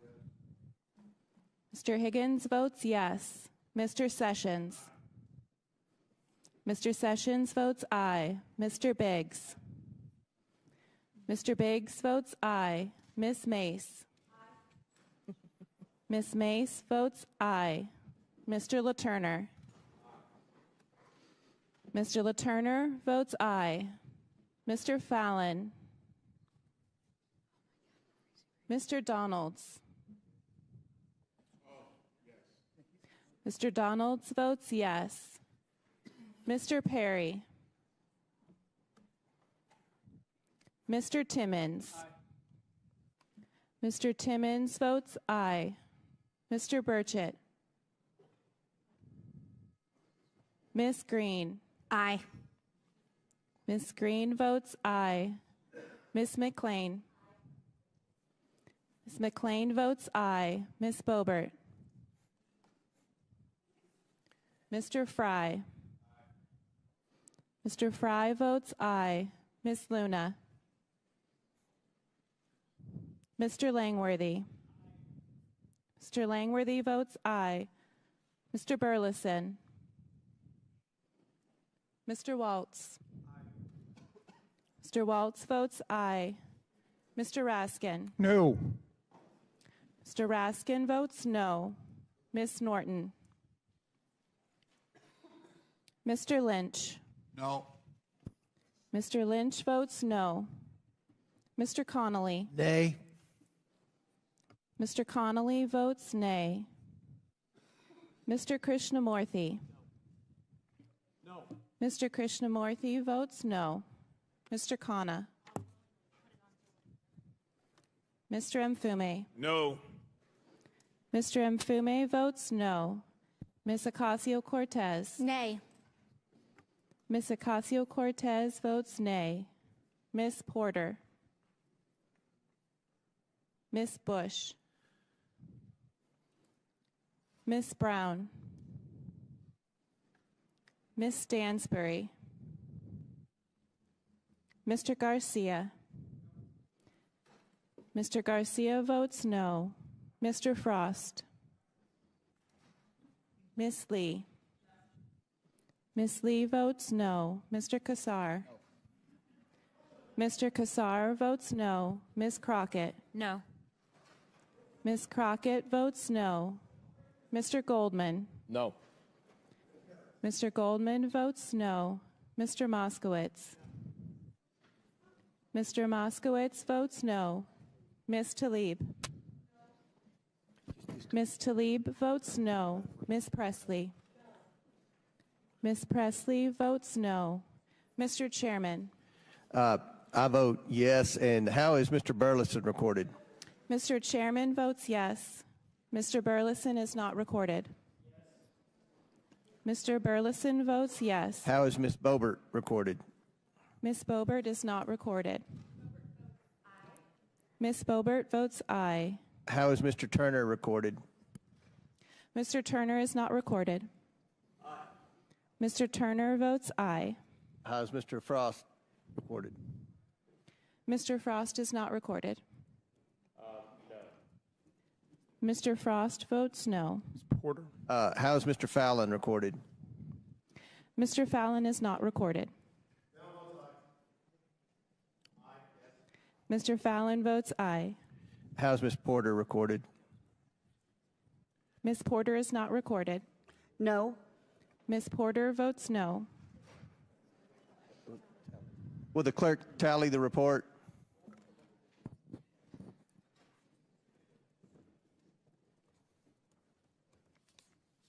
So who's next? Who do I recognize?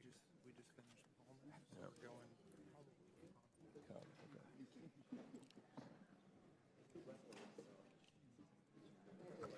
Mr. Chairman, on this vote, the ayes are 21, the nays are 16. The ayes have it. The motion passes. Chair now recognizes Mr. Connolly for 5 minutes. Thank you, Mr. Chairman. Mr. Bobulinski, in your deposition, you were asked about taking a picture of your phone, and you said, and I quote, "I still have that phone. I could put that phone on this table right here, and every person in this room could look at that individual text and validate that it's a legitimate text and the date and time stamp on it." Are you willing to provide the committee voluntarily with the BlackBerry referenced and that phone? I'm willing to sit in a room with both the chairman and the ranking member with my phone and their staff, and we can go through each and every text message. As I said in my interview, I had a forensics expert plug into my BlackBerry, somebody who's done extensive work for the FBI for over 10 years with an interest of pulling all the data off that phone so I could provide it to the committee. Unfortunately, they were using Cellbrite software, which is the software that the FBI uses, and they were unable to pull the data off the phone. Okay. So I am more than willing to sit in a room with the Mr. Chairman and the ranking member and their staffs with that BlackBerry fully charged, and we can go through each and every message if that's helpful. That's some progress, and I appreciate that, but you can understand, I'm sure, why the committee wants to look at prima facie evidence on its own. Well, I can't, understand excuse why me, you're sir. trying to Excuse me, sir. that I This haven't is, cooperated. Mr. Bobulinski, this is my time. You can understand why we would want to look at evidence raw and unvarnished so that we can make our own determination. But thank you for your willingness to cooperate, at least at that level. Mr. Parmas, you observed back in 2023 in a letter you sent to Chairman Comer that there were flagrant examples of Giuliani interfering in Ukrainian politics, unquote. Why would Giuliani be interfering in another country's politics? I mean, Giuliani would do and say whatever he needed for the purpose of getting the information he wanted to secure Donald Trump 2020 election. So just a prime example of one of the things he did, he had a close relationship with then a boxer, Vladimir Klitschko, who was then the mayor in Ukraine. When the new president came over, there was rumors about maybe him not staying in office as mayor of Ukraine. Klitschko flew to New York, met with Rudy Giuliani, and then on a meeting that we had with Andrei Yermak in Spain that was relevant, had to do with President Zelensky announcing an investigation into Joe and Hunter Biden. At that meeting, he also brought up the Klitschko situation and basically told Yermak that if Zelensky got rid of Klitschko, President Trump and the American people would be very upset about that because we love him and he needs to be in there. So was Giuliani just doing this as a rogue on his own because he was a patriotic American who loved Donald Trump, or had somebody encouraged him to engage in this kind of political interference in another country? I mean, I think he was encouraged by Donald Trump. Personally? Personally, yes. That's your testimony? Yes, sir. Thank you. In your letter, you also said that Mr. Giuliani was to, quote, deliver a precise message in very strict words, unquote, with respect to the administration of the then newly installed president of Ukraine, President Zelensky. What did you understand a very strict message, or a message of very strict words, construed, and what was that message that you delivered that was in very strict words? Yes, Congressman. He basically told me not to be nice, to be very stern, and relay the message that unless Zelensky announced an investigation into the Bidens by Monday, this was Sunday, that there would be no cooperation, no aid to Ukraine from the United States, and the Vice President Pence at the time that was scheduled to appear for the inauguration would not appear to the inauguration. That would seem to corroborate that very famous and beautiful telephone conversation between President Trump then and President Zelensky, basically saying, but I need a favor, and hinting that there'd be withholding of military aid until that favor was delivered. Is that fair? Oh, absolutely. I was a part of setting up that phone call, that famous phone call that Trump had with Zelensky. I think your testimony is very important, Mr. Parnas, and it's under oath. Yes, sir. I thank you. I yield back. Chair now recognizes Ms. Taylor Greene from Georgia for 5 minutes. Thank you, Mr. Chairman. Joe Biden continues to lie to the American people about his role in his family's businesses. In 2020, he stood up on stage of a presidential debate and told the American people that his family didn't take any money from China. That was a lie. Not only was it a lie, he knew it was a lie. He knew it because he met with his son Hunter Biden's Chinese business associates. I want to talk about CEFC, which is the China Energy Fund Committee. Mr. Bobulinski, who is Chairman Yee? Chairman Yee was the chairman of CEFC. Thank you. Jim Biden told the FBI and IRS that Chairman Yee was the protege of Xi Jinping, the leader of China and the Chinese Communist Party. Mr. Bobulinski, Rob Walker told this committee that Joe Biden met Chairman Yee. Are you aware of that? Yes or no? I am now. I wasn't at the time. And Joe Biden also met with you, is that right? Yes, he did. Twice. Who is Director Zhang? Director Zhang was the number 2 at CEFC. The executive director of CEFC, the number 2? Yeah, he was the number 2 executive, but really the point person that I worked with and the Biden family worked with, and he's the individual that Hunter Biden was shaking down at the end of July 2017, demanding that they fund the $10 million. They ultimately sent $5, but $10 million directly to Hunter Biden's account, Owasco. Thank you, Mr. Bobulinski. I want to show you a text message that Hunter Biden sent to you and his other business associates. I'm holding it right here. I'll read it to you. Hey, Tony, I have an idea. In light of the fact we are at an impasse of sorts, and both James' lawyers and my chairman gave an emphatic no, I think we should all meet in Romania. He's speaking about my chairman. When Hunter Biden came in for his deposition, he said that he was referring to Chairman Yee, and that the rest of your group referred to Zhang as a different chairman. Does this make any sense to you? That's a lie. I never heard Director Zhang referenced as chairman, and I had direct communications with Director Zhang over WeChat, met him in Romania, met him in Moscow, met him around the world in New York, trying to develop this business, and he was never referred to as the chairman, first of all. Second of all, that makes absolutely no sense in the context of this message because we are discussing Oneida Holdings, LLC. Thank you. So he was not the chairman, just to clarify. Yes, correct. Or no? Okay. So I want to show you another text. When he said his chairman, he was talking about his dad. This is from Rob Walker. It didn't seem to make much sense to Rob Walker either. So he said that when Hunter, he said this to you, when Hunter was talking about his chairman, he was talking about his dad. When Rob Walker came in to give his transcribed interview to the committee, he basically said, well, Hunter was high or confused or mad. And Rob Walker said that he was just trying to calm things down between you and Hunter. But that doesn't really answer the question about who Hunter Biden is talking about. Hunter Biden lied to this committee. So here, clearly, he says, Rob Walker's saying he's talking about his dad. So I want to be very clear. We've established that Zhang is not the chairman, obviously. Is that correct? Yes or no? Correct. Let me show you another message. This message doesn't call Zhang Chairman Zhang, does it? It just says the Chinese want to do business with the Bidens. As a matter of fact, it says, both coming to be my partner, to be partners with the Bidens, with an S. He, Zhang, is implied, has implied that the number 1 has made it clear and available to him. Who is the number 1? The number 1 is Xi Jinping. Xi Jinping, the president of China? Yes or no?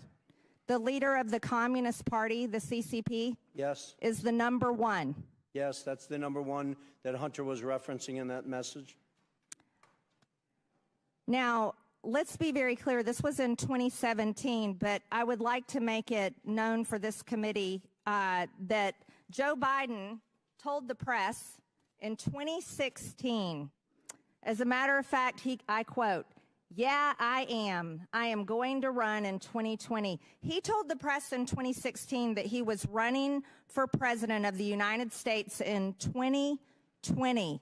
So here is the Bidens doing business in China in 2017 when everybody knew he was planning to be president of the United States. Do you see that to be a serious problem, Mr. Bobulinski? I do, and I wish this committee would thoroughly investigate it and focus on all the evidence that the SDNY has on CFC. They had FISA warrants, so they were recording conversations, and I wish they disclose all that data and fact to this committee. Thank you, Mr. Bobulinski. I yield, Mr. Chairman. Gentlelady yields back. Chair now recognize Mr. Krishnamurti for 5 minutes. Thank you, Mr. Chair. Mr. Parnas, Rudy Giuliani tasked you with, quote, a mission to travel the globe to find dirt to damage the Biden's reputation in the 2018-2019 timeframe, right? Correct, yes. And this was in an effort to secure Trump's re-election in 2020. as president in 2020, right? Correct, yes. And by dirt, you mean evidence of wrongdoing or criminality, right? Yes, sir. And in your travels, you found, quote, precisely zero proof of the Biden's criminality, right? Correct. And there was no evidence of the Biden's corruption in Ukraine because, as you said, there truly was none, right? Correct, yes, sir. Now, interestingly, you have looked for dirt around the world about the Bidens and specifically Joe Biden in particular, and you say the FBI, CIA, NSA have all failed to produce any evidence of criminal wrongdoing, right? Correct. Not only that, but former Ukrainian President Petro Poroshenko stated, quote, there's not a single word of truth to these allegations about Joe Biden, right? Absolutely, yes, sir. Now, there's a guy named Yuri Lutsenko, who's the former prosecutor general of Ukraine, and he also, quote, confirmed that nothing ties the Bidens to criminal activity in Ukraine, right? Correct. And then there's another prosecutor general named Viktor Shokin, who also said he conceded, quote, that he had no evidence that either Joe or Hunter Biden had ever interfered with Ukrainian law, right? Yes, sir. And the reason you know this is because you talked to each of these people, right? Yes, sir. And your job was to try to dig up dirt or manufacture dirt, right? Yes, sir. And yet we have conducted months of hearings, and because there's been no evidence of wrongdoing, you've called this whole impeachment inquiry a, quote, wild goose chase, right? Yes, sir. Now, interestingly, we've heard from the other side that, quote, the real quid pro quo wasn't Donald Trump. It was Joe Biden when he tried to hold up foreign aid when he was vice president in exchange for firing the federal prosecutor in Ukraine that was investigating the corruption from his son. Now, you, again, looked for evidence to support this claim. There is no evidence, correct? Correct. That was false. In fact, firing the prosecutor would make it more likely that they would go after the company in question, Burisma, not less, right? Well, the ironic part is the reason why majority of the world and Ukraine and the Obama administration wanted to get rid of Viktor Shokin because he was corrupt, not because he was investigating Burisma, because he was stalling investigations for UK that was looking into a $23 million they wanted to get out from Zlochevsky, and Shokin stalled that investigation. So it was the logic is just the opposite of what the majority claims is to be the case, namely that they say that somehow Joe Biden was out to fire the prosecutor to reduce the chances of a prosecution of Burisma. But actually in firing that prosecutor, he increased the chances of prosecuting Burisma, right? Absolutely correct, yes. So let me just talk to you about what some of the other witnesses in this impeachment inquiry have said. Jonathan Turley, the constitutional expert the Republicans brought forward, said there's no evidence of which he was aware to support impeaching the president. You agree with that, correct? 100%. Garrett Graves, a colleague of ours, said just last week, quote, have I seen anything that is impeachable? No, I haven't. You agree with that statement as well? Yes, sir. Last year, our Republican colleague Ken Buck, who's about to retire, said that evidence of wrongdoing by President Biden, quote, doesn't exist right now. It doesn't exist now. It didn't exist then, right? That's exactly true, sir. Sir, how many times have you met Donald Trump? Well over 10 times, I'd say. I'd have to count, but lots of times. Is there anything that you'd like to relate to us about your conversations with Donald Trump that would bear on the conduct of these proceedings? I mean, Donald Trump was aware of everything that was going on that day in the Red Room when we were in the White House. After Rudy bringing Donald Trump up to speed on that I could go out to Ukraine and get Viktor Shokin, Donald Trump approached me, shook my hand, said, thank you for all that you're doing. Keep up the good work, patted me on the back, took pictures, and I was off to Ukraine. To meet with Viktor Shokin? To find Viktor Shokin, to bring him back here to meet with Lindsey Graham. Got it. Thank you so much. I yield back. Thank you. Chair now recognizes Mr. Cloud from Texas for 5 minutes. Thank you, Chairman. Now, we have heard time after time Biden Joe Biden say that he had no knowledge whatsoever about the business dealings, and that changed. He had never allegedly had any conversation with Hunter. Then they moved the ball to say that, well, he didn't have any business dealings, he wasn't involved, didn't have any financial contribution. Since then, we've uncovered about 20 shell companies, and we have bank records that bring light to that. And while we can't cover all 20 shell companies in 5 minutes, I wanted to focus on one, and that is Rosemont Seneca Bohai. Rosemont Seneca Bohai is interesting, and Devin Archer had testified, and he said this in his testimony. He said that this entity, quote, was used as a common entity, owned 50-50 on a handshake deal between Devin and Hunter splitting these shares. Actually, that was your words, Mr. Galanis. Do you stand by those words? Yes, I do. And Devin Archer agreed with that. He said Hunter was a corporate secretary of RSB and had a handshake 50-50 ownership deal. Is that correct? That's correct, yes. And primarily this company was set up initially as a place to hold equity from equity stake of Bohai Harvest. Is that correct? What I was told by the partners at the time, it was set up to do that and invest in other businesses. I think Devin Archer subsequently testified to that effect, and it included monies that were paid from the bond fraud, $15 million that was wired to that RSB account as well. Yeah. So it conducted multiple transactions as you depicted in that diagram. And even if this were legal and there was no impropriety here, it's very concerning because this company set up to basically compete against America's energy interests at the behest of CCP. Then we have other flows into Rosemont Seneca Bohai from Burisma. We all know about Hunter's $1 million salary that he received for sitting on the board and providing no actual function there. And so we have $1 million salary going through Rosemont Seneca to Hunter Biden. And then this is interesting. We have a meeting with Kazakhstani Kens Rakashev. And what gets me here is the $300 at the end of the $142,300 that goes into this. And then the next day went to a Porsche dealership for a car for Hunter Biden. Now, what's interesting about all this, of course, is that each of these not only flowed money through the shell companies to Hunter Biden, but each of them also involved important meetings with, of course, President Biden. And so on December 4th, we have coffee with Jonathan Lee, who was one of the members who started Bohai Harvest. And he was connected with the CCP. They were having trouble getting licensed to work because, of course, the CCP has to get permission for that, until Hunter flew over on Air Force Two with Vice President Joe Biden at the time. They met with Jonathan Lee. Hunter introduced him. Joe ended up writing a letter of recommendation to Jonathan Lee's daughter to get into college. And then we see that this relationship continues to be formed.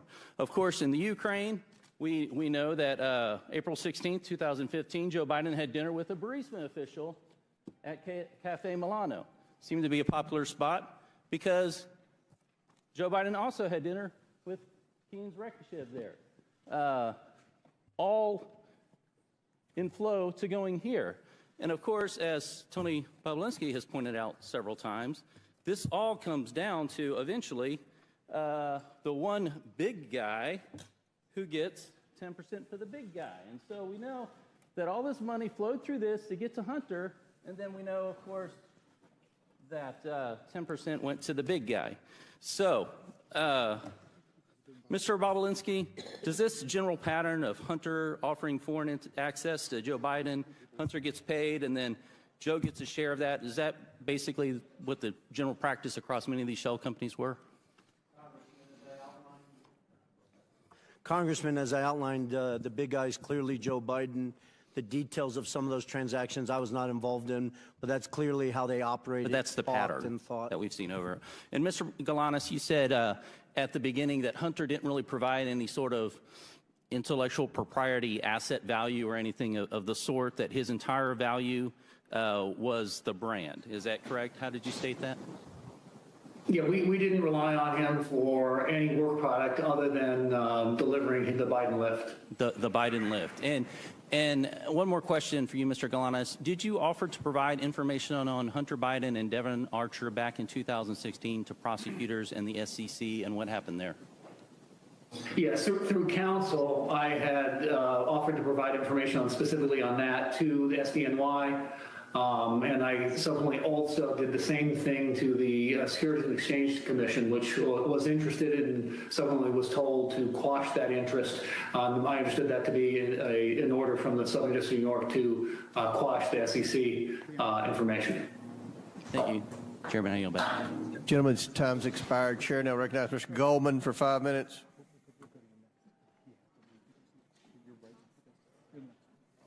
Thank you, Mr. Chairman. I only have 5 minutes, Mr. Bobulinski, so I'm going to try to move quickly, and I'd appreciate if you just answer the questions. You testified that Joe Biden was involved in your business venture related to Oneida Holdings and Hunter Biden. So I want to drill down on the crux of what your testimony is. Oneida Holdings is the business venture that you are referring to, correct? When I'm referring to what? Can you Any business you did with the Bidens? My reference is to Sinohawk Holdings, LLC, and Oneida Holdings, LLC own 50% of that. Right. And Oneida Holdings was the 50% that was on the American side of that Sinohawk deal, right? It was the 50% that was the Biden side of it. Some of the, James Gilliar is not an American, so. Sorry, fair enough. And it was a joint partnership memorialized in an incorporating document, correct? And it had equal shares divided among 5 partners. Is that right? Well, I can't. Well, are you asking me about what you're holding up? Because sir, was it an equal? Were there equal 20% shares among 5 partners? In what? Oneida Holdings. In the final signed documents? Yes. Is that what you're asking me? Yes. It is? Not complicated. Well, it is because. All right, you're just filibustering now. The answer is you're filibustering. I get it.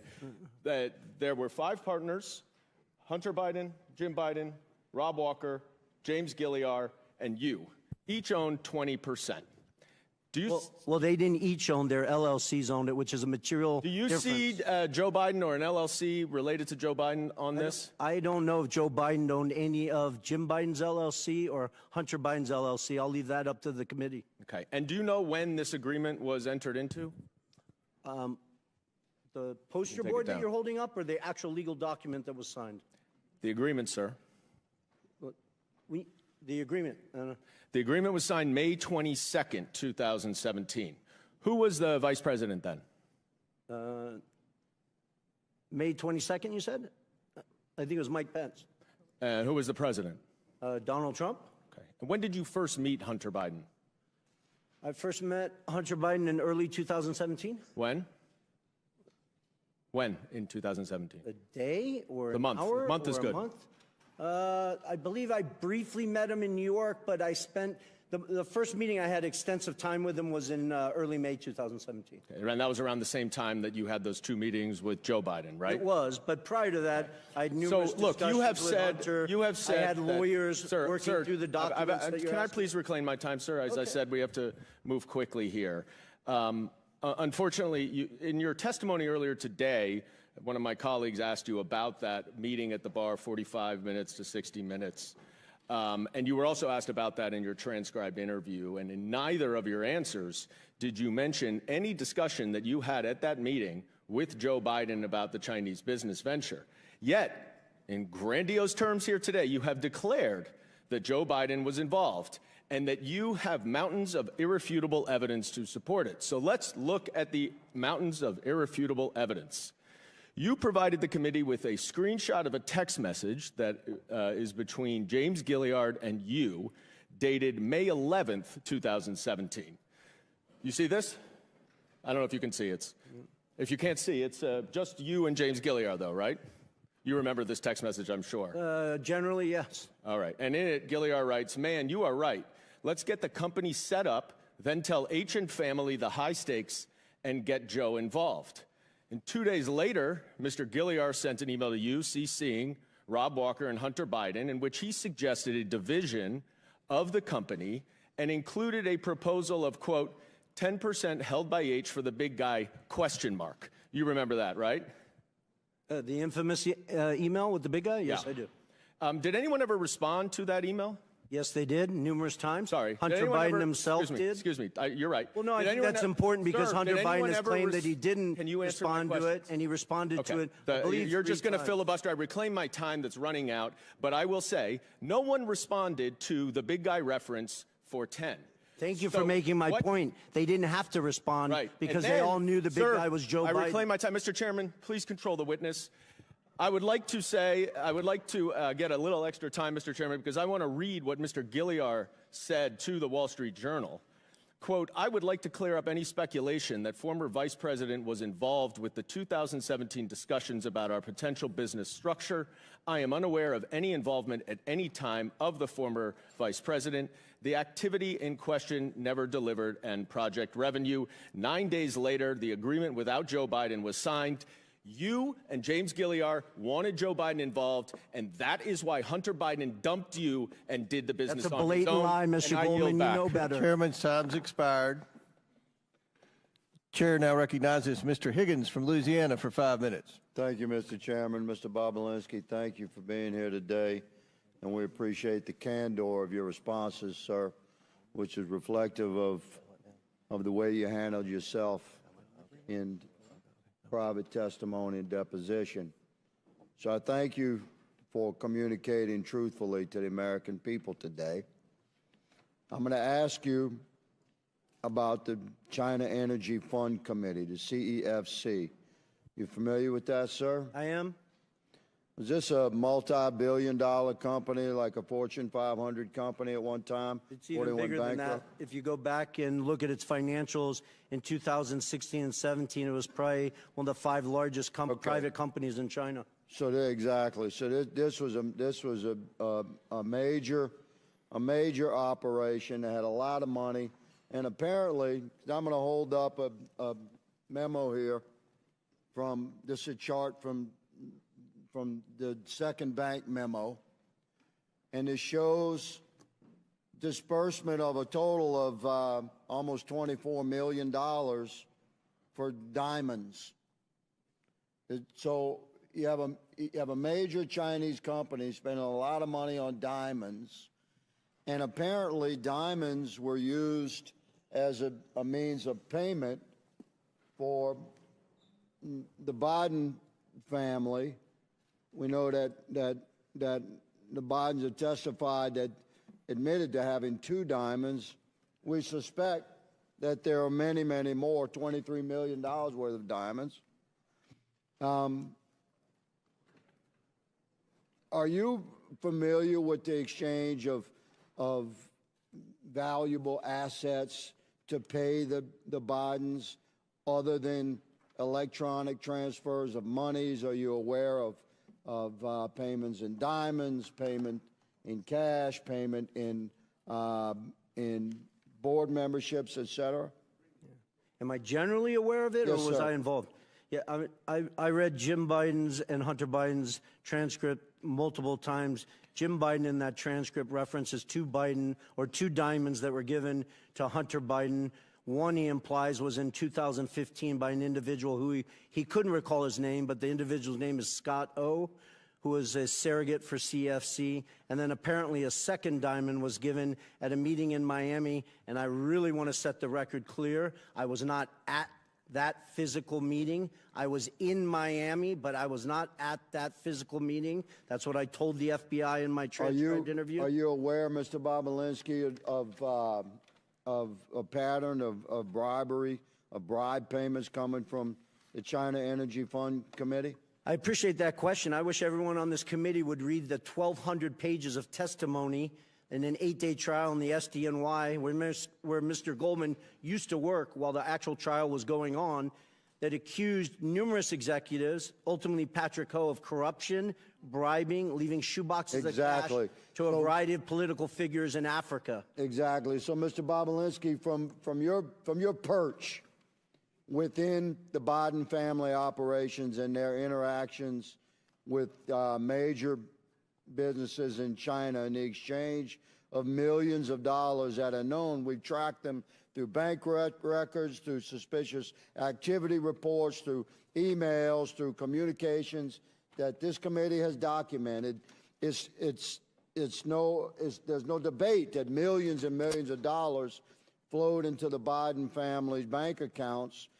But the existence of other forms of payment is fascinating because diamonds are untraceable. We really don't know how many diamonds the Bidens received, do we? We don't. And for somebody who's been to mainland China probably 10 plus times, Hong Kong probably 15 plus times, Yeah, I let had me hundreds of shift. people, Congressman, I had hundreds of people working for me in mainland China. At one point, I never got a diamond from any businessman or woman. So, Mr. Bobulinski, I shift quickly to a text message. Are you familiar with this? It's from a gentleman named James. Generally, yes. Yes, says, don't mention Joe being involved. It's only when you're face to face. I know you know that, but they are paranoid. And there's a response saying, okay, they should be paranoid about things. And then there's a response saying, for real. So what is meant by don't mention Joe being involved? It's only when you're face to face. I know you know that, but they are paranoid. Well, I think it outlines how the Bidens operated, not specifically just with CFC. You have Galanis here testifying and numerous other witnesses that have given you. Whatever you do it for less at Harbor Freight. Wix gives you the power of AI to build the website you need. A tremendous amount of evidence that outlined they worked to obfuscate it, create layers of obstruction. That's the reason why Rob Walker was getting sent millions of dollars instead of Hunter Biden directly. That's the reason why Devin Archer was receiving millions of dollars instead of going to Hunter directly. You guys have a mountain of evidence that stacks high and answers that question on how they obfuscated. They lived in a world of plausible deniability. Thank you, Mr. Bobulinski. Mr. Chairman, my time has expired. I yield. Chair now recognizes Ms. Norton from D.C. for 5 minutes. Thank you, Mr. Chairman. Mr. Galanis, thank you for appearing voluntarily for this hearing from Alabama. I understand you are currently serving a 189-month sentence in federal prison, almost 16 years, after being convicted of not one, but two, but not one, not two, but three different schemes. The victims of your schemes, as the judge who presided over your criminal prosecution noted, included, and here I quote, one of the poorest Native American tribes in the country, as well as pension funds held for the benefit of transit workers, longshoremen, housing authority workers, and city employees, hard-working people, everyday people, among others. The court also noted that you personally benefited from these schemes, and again I quote, using over $8 million, almost $9 million, for lavish personal expenditures, including home expenses, automobiles, travel, clothing, jewelry expenses, and meanwhile, investors were left with nothing. But this is not your only encounter with prosecutors. In another case, the Security and Exchange Commission charged you in 2005 with accounting fraud in connection with your involvement with Penthouse magazine. And in 2010, you were convicted of attempted tax evasion and were sentenced to 5 years probation in order to pay nearly $2 million in restitution. In imposing your prison sentence, the judge noted that you are, and here I quote, an extremely talented man, extremely gifted in his interpersonal skills, uncommonly so. He is very persuasive as an individual, and those were the tools in his tool bag of the fraud he committed and the people he ensnared, his intelligence, his interpersonal skills, his charm, if you will. And this is something that is not unseen in people who are commonly referred to as con artists. Another judge who presided over your case referred to you as, quote, a skillful con artist.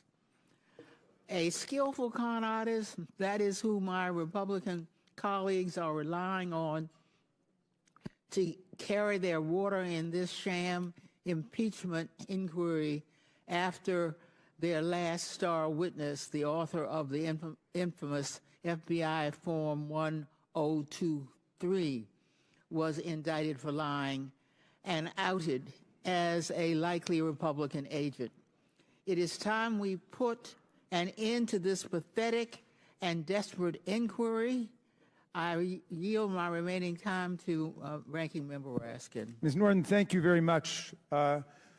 So for more than a year now, we've heard innuendo, rumors, propaganda, big lies, but no facts, no evidence that could reasonably support the finding of impeachable high crimes and misdemeanors against President Biden. In our first real impeachment hearing, the majority invited several expert witnesses who came together, and their witnesses agreed with that there was nothing that remotely approached the level of proof needed to support a finding of high crimes and misdemeanors that one would impeach a president for. And now we come back again today, and the majority has two witnesses. One, the designated con man as determined by two different federal courts, not without talent, but someone who deploys his talent towards the purposes of exploiting Native American Indian tribes, pensioners, and other innocent investors.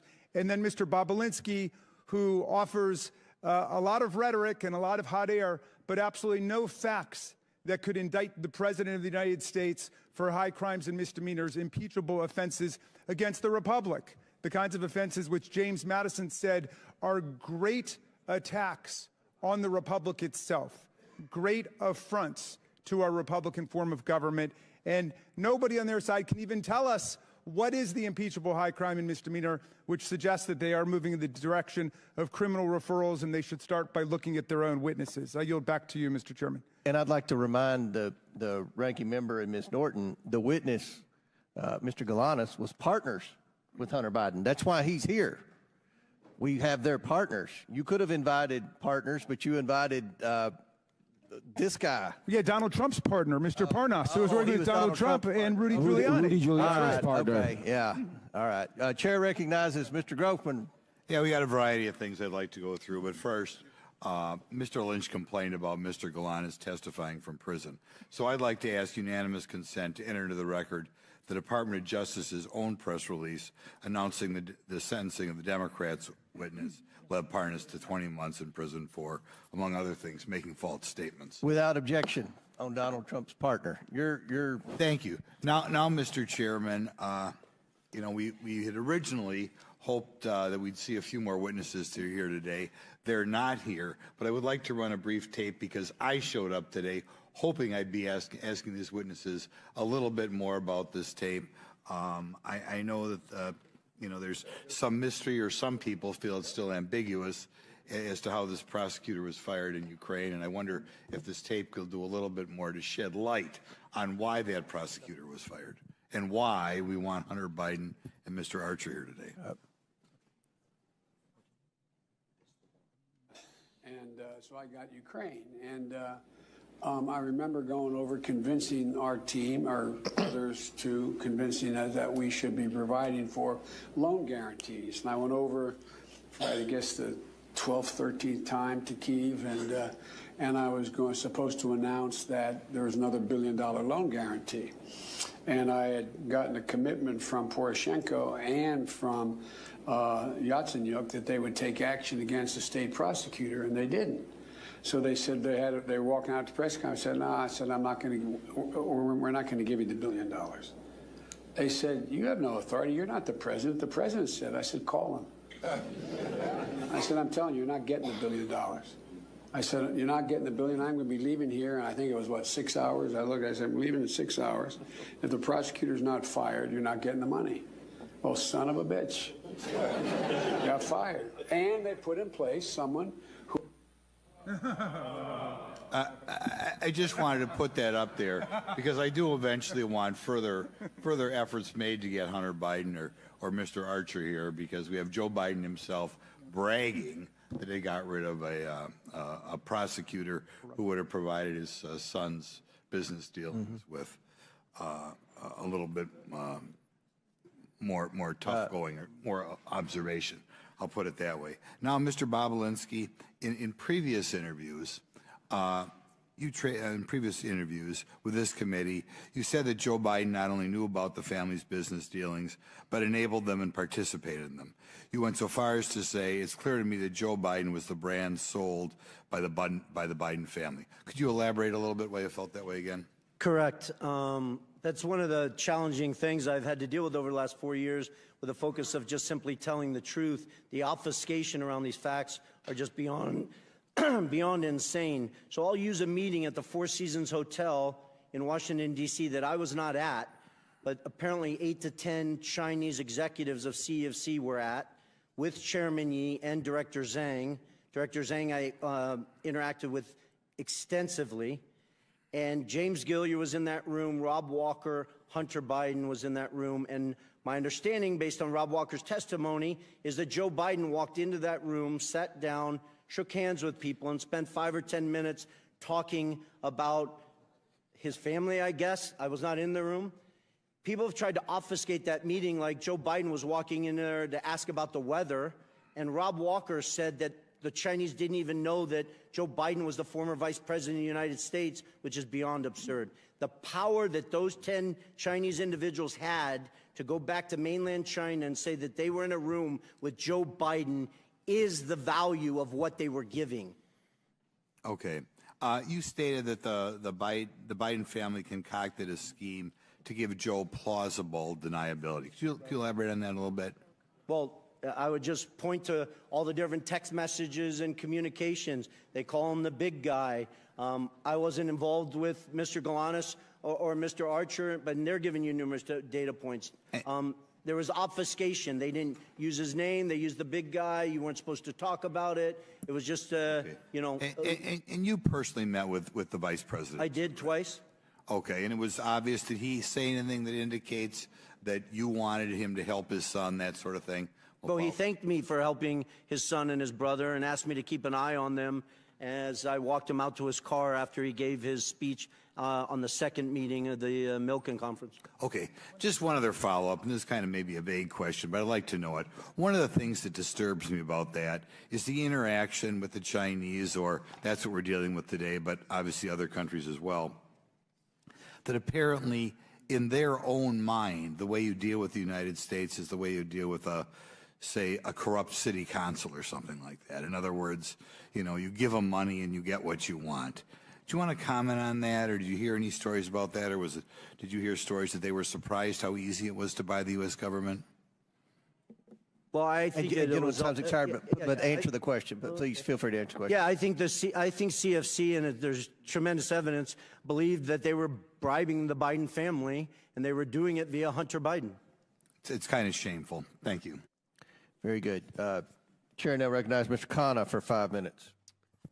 Thank you, Mr. Chairman. Mr. Parnas, can you tell me about your meetings with Dmitry Firtash and why you believe the Trump campaign used his services? Yes, well, I was sent to meet with Dmitry Firtash because Dmitry Firtash had resources. He's an oligarch that was in Vienna waiting to be extradited to the United States. But he was very close with Vladimir Putin, Ukraine, and lots of characters in that part of the world. And my objective at the time was to have him help us lean on Mykola Zlochevsky and get dirt on the Bidens. And what type of dirt were you trying to get? We were searching for Hunter's hard drive that we were told was out there. We were searching for bank records to validate certain bank records that was given to me, Hunter's personal bank records that was given to me by John Solomon that he said he got from the FBI to validate certain payments that were going for car purchases. But the objective was to try to find a link from any of the payments that would go into Joe Biden's account. And who told you to get this dirt? Well, who told me? Rudy Giuliani. Anyone else that you remember? John Solomon. I mean, everybody that was part of the team. I mean, did Bill Barr know that you were involved in getting this dirt? Absolutely. Bill Barr was notified of our investigation from the day he took office. Did you ever have a conversation with Bill Barr of being lenient towards Dimitri in his role, in Bill Barr's role as Attorney General? I personally did not, but I was witness to Victoria Tunzing and Joe DeGenova having a conversation with Bill Barr about Dimitri Firtash. What did they say to Bill Barr?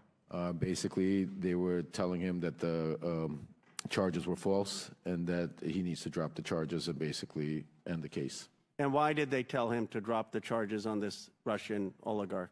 Because Dimitri Firtash was going to help us getting dirt on the Bidens or whatever else the Trump campaign needed. So my understanding is you have the Trump campaign telling you to talk to a Russian oligarch to get dirt on the President of the United States for political reasons, and then someone from the Trump campaign is talking to the Attorney General to drop the charges because this foreign national is helping get dirt on a political candidate? Absolutely. Did Bill Barr indicate any willingness to drop the charges? After a meeting that Victoria Tunzing and Joe DeGenova had with DOJ, they came back and informed me that we're going to Vienna because to tell Dimitri Firtash everything's going to be okay. Do you know if Bill Barr in any way told you to say that? I was not privy to in that meeting, no. Do you have any evidence that Bill Barr would have indicated to signal to Dimitri that the charges would be dropped? Only from conversations from Rudy Giuliani or Victoria Tunzing. And what did they say about what Bill Barr said? They basically told me that this would be taken care of as long as Firtash played ball, and that's the message they relayed to me to tell Firtash. And they said that Bill Barr was conveying that to them directly? Yes, after meetings. There were several meetings. One, there was a private meeting at where Rudy Giuliani went and bumped into actually Bill Barr at the Trump International Hotel, and he used that as a moment to take him aside, speak to him. And then there were certain official meetings through official channels where Victoria Tunzing met with him. So, yes. Do you know anything, if anything was done with the charges? Till this day, Dimitri Firtash is not here. Do you believe that Bill Barr should be investigated for his conduct in potentially dropping these charges? I absolutely believe that, but not only that, I believe Bill Barr should be investigated into the cover-up and trying to silence me to get the truth out of what really happened in Ukraine. And explain the cover-up and what you believe he should be investigated with your last minute. My arrest was set up strictly to shut me up, to seal my documents, take away all my information, and turn me into a crazy man that had no way to prove what was going on. But the real story was Bill Barr was trying to save Donald Trump from impeachment and use me as a scapegoat. What he didn't realize was Donald Trump was not going to stop and was continue doing what he wanted to do. And that's why it blew up in Bill Barr's face. He also hired a special counsel at the time, Brady, to look into Ukraine. When we tried to reach out with my attorney to special counsel Brady, he never returned our phone call. Nobody wanted to hear anything I had to say that had to do with Ukraine, Donald Trump, or Rudy Giuliani. Mr. Chairman. Will the gentleman yield? Yes. Thank you. Mr. Parnas, I just want to say you have stuck to the facts today. We don't hear bombast and rhetoric from you, but you're telling a true story, and you've conducted yourself with great purpose and great dignity, and I know your son is here with you today, and I hope he and the rest of your family are proud of what you're doing for America. Yield back. Thank you. Chair now recognizes Mr. Donalds from Florida for 5 minutes. Thank you, Chairman. It's been an interesting hearing so far. Let's actually get to the actual paper trail of money flow from the CEFC into the bank account for President Joe Biden. And I want to start with a text message, July 31, WhatsApp text message between Hunter Biden and one chairman, one Mr. Zhao. Real quick, Mr. Bobulinski, who is Mr. Zhao? Congressman Donalds, I'd just actually like to spend 20 seconds. If you noticed, Congressman Khanna scurried out of here very quickly. And I'm actually disgusted as I sit here that he didn't address me based on the fact that I'm sitting here in front of the world trying to testify to the truth. In October 2020, I have messages I'm willing to produce to both the Democrats and the Republicans that Ro Khanna sent to me saying, you You have always demonstrated to me that you're nothing but an honest, with the highest integrity individual, and I was begging for him to go on CNN and tell the world in October 2020. I have extensive emails with Congressman Ro Khanna in 2021 and 2022 where I begged him and his staff to sit down with me and look at my BlackBerry phones that the Democrats are so focused on, to hire forensics experts and go through all of the factual information I had. So the fact that he did not even address me and then scurried out of here is disgusting to me. All right. Sorry, Mr. Donalds. I'll answer your question now. All right, so we're gonna have to come off of that because now we're at 3 minutes, 30 seconds. Mr. Chairman, for the record, I want to submit into the record 2 different WhatsApp text messages. One, July 31, between Hunter Biden and Mr. Zhao of CEFC, which stipulates that Hunter Biden wants to be able to move on from and get the contract resolved, get the deal resolved, and that Mr. Zhao responds and says, yes, the CEFC is willing to cooperate with the family. On August 31, there's another exchange, this time August 3rd, 2017, between Hunter Biden and Mr. Ganwei Dong. And in this message, they're talking about the stipulations of the arrangement between the Biden family and CEFC. I want to submit both WhatsApp text messages for the record, Mr. Chairman. Without objection to order. Okay, now to the money flow, because this is where the rubber meets the road. On August 3rd, they actually stipulate through WhatsApp text messages the exact stipulations of the deal. On August 4th, $100,000 is wired into Owasco PC from CEFC infrastructure. Mr. Chairman, I want to submit for the record a portion of the bank statement for the time period August 3rd of 2017 to August 31, 2017, stipulating $100,000 going from CEFC into the bank account of Hunter Biden through Owasco PC. Without objection to order. On August 8th, 4 days later, $5 million is then transferred from the Northern International Capital account of $5 million to Hudson West III. Hudson West III is a bank account controlled by Hunter Biden and Mr. Ganwei, a.k.a. Kevin Dong, who was a CEFC associate. That money comes from the Northern International Capital bank account that is tied to the CCP. Mr. Chairman, I want to submit for the record the bank statement demonstrating that transfer. Without objection to order. Okay, moving on. On August 8th, the same time period, there is a wire transfer of $400,000 to Owasco PC from the Hudson West III bank account. That $400,000, Mr. Chairman, I have the transfer records in the bank accounts from the August time period. I want to submit that for the record. Without objection to order. Now, here's where the fun stuff comes in, everybody, and I got a minute to do it, so we're going to get this done. On August 14, there is $150,000 that is transferred from Owasco PC, which is controlled by Hunter Biden, to Lion Hall Group, which is controlled by James Biden. I have the records here, Mr. Chairman, of the $150,000 that has gone to Lion Hall Group from Owasco PC. I want to submit that for the record. Without objection to order.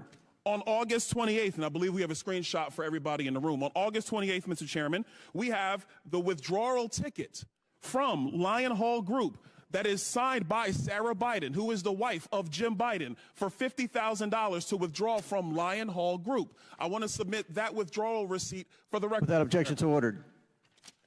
On September 3rd, on August 28th, actually, Mr. Chairman, we have the deposit reference into Sarah Jones Biden's account on the same day she withdrew it from Lion Hall. I want to submit that. Without objection to order. Last document. On September 3rd, 2007, from Sarah Biden's own personal account, there is a check that is written to Joseph Robinette Biden, Jr., the President of the United States today, for $40,000, signed loan repayment. A loan repayment, by the way, that Joe Biden's own personal accountant, Mr. Eric Schwerin, has no record for. I want to submit that for the record, Mr. Chairman. Without objection to order. To the members of the committee, it is clear that the source of this money came from CEFC, and that CEFC is a company that is directly linked to the CCP and actually the chairman of the CCP, the chairman of the Chinese Communist Party, Chairman Xi Jinping. With that, I yield. Very good. Mr. Chairman, I've got a UC request, if that's okay. Go ahead. First, White House for sale, the staff report, the minority side, which details the CEFC's business interactions with Donald Donald Trump. They own a $5.5 million unit in Trump World Tower and others. And then the Department of Justice press release announcing the sentencing of Jason Galanis in federal court to a term of 189 months in prison, ordering him to pay restitution of more than $80 million for 3 criminal fraud conspiracies against a Native American tribe, pension funds, and other investors. Without objection, to ordered. Chair now recognizes Mr. Mafume for 5 minutes. Mr. Chairman, thank you.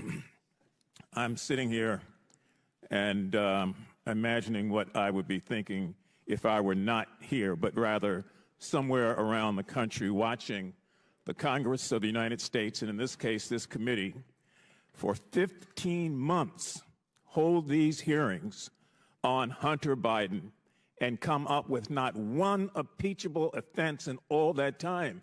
15 months, over 10,000 documents and more, as you can see today as a result of that. This is a do-nothing Congress. And we should be doing the jobs that we were sent here to do, which is not to have investigation hearing after investigation hearing over and over and over again, and then run to our favorite TV outlet to give interviews afterwards. We were sent here to get a job done. Taxpayers are looking at all of us. Meanwhile, Americans, black, white, Asian, Latino, Native American, and their families are wondering what the hell is going on. Is this another investigation hearing in this 15 months that has yielded nothing at all? It's the do-nothing Congress. You thought Harry Truman said it in 1948. Anybody can say it today. Look at what we've done in 15 months. Virtually nothing. Nothing at all. Senior citizens sit in their homes and watch C-SPAN or some other outlet carry this. Some of them sitting in nursing homes, all of them worried about losing their Social Security. They're on fixed incomes, and they expect the Congress to use its time and its energy to deal with things that affect them directly.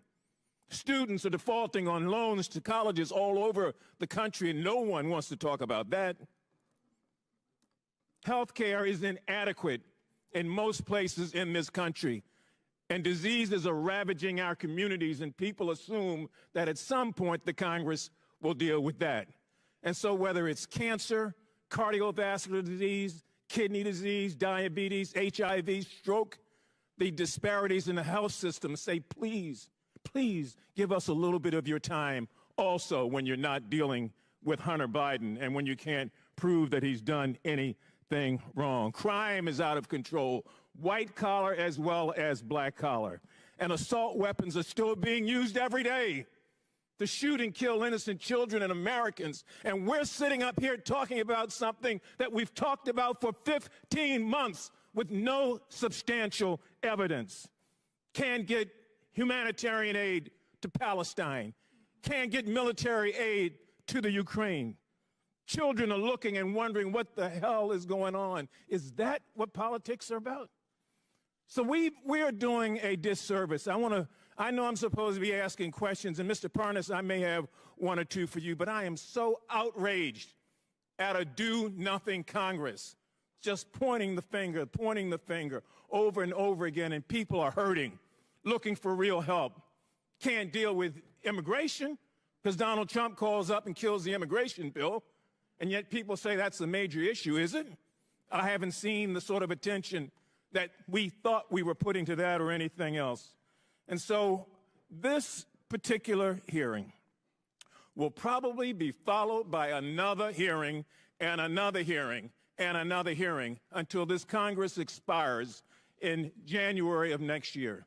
And we haven't done a damn thing to move the ball forward except make accusations. Life is too short. Now, maybe some of you have a guarantee you're going to be around forever, but I don't. I came to this body first in 1987. I worked under Ronald Reagan and the first Bush and Bill Clinton and Donald Trump and now Joe Biden. This Congress is not doing anything. It's not like the previous Congresses, trust me. That's why people have such a low esteem of those of us who say, well, I'm Congressman so-and-so. People on the street don't buy that. They don't see the action. So I'm done. I know I've exhausted my time. Mr. Parnas, a couple quick questions, and I'll let you go. is it your understanding that Rudy Giuliani worked for an individual identified by the Trump administration as a Russian agent? Yes. Do you know what these Russian line actors were trying to do? Quickly. Push a conspiracy theory about the Bidens. Did you know that? Did you warn Rudy Giuliani? Yes, I did. And what was his response, succinctly? He told me that he agreed with me, but then proceeded to work with these people behind my back. And these people have been identified as Russian agents. Yes, sir. And we've got a meeting here of Mr. Giuliani with one of those. I'm disgusted, as most people are, about this process. And the only way we get to a point where we get things done is that we learn to talk to one another across the aisle without having another conspiracy theory after another one after another one. You don't buy trust that way. You buy contempt. I yield back. Chair recognizes Lisa McClain for 5 minutes. Thank you, Mr. Chairman. I want to start off by saying I think most Americans are taught at a very young age that you are who you surround yourself with. I think keep that in a premise. As I sat here and listened to everyone talk about how Hunter Biden is just this golden boy. I mean, are we really supposed to believe that Hunter Biden is the golden boy? His associates, such as Jason Galanis and Devin Archer, are felons convicted of fraud, yet he is the golden child. I want to talk about examples of Biden's influence peddling scheme. This time, it was Romania. It follows the same general pattern as we have seen with other countries like China, Russia, Ukraine, and Kazakhstan. Here's the pattern. It's really simple. A corrupt foreign oligarch needs access to the U.S. government.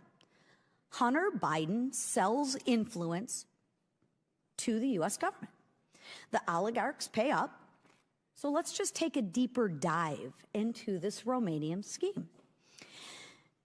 Mr. Bobulinski, who is Gabriel Popovich?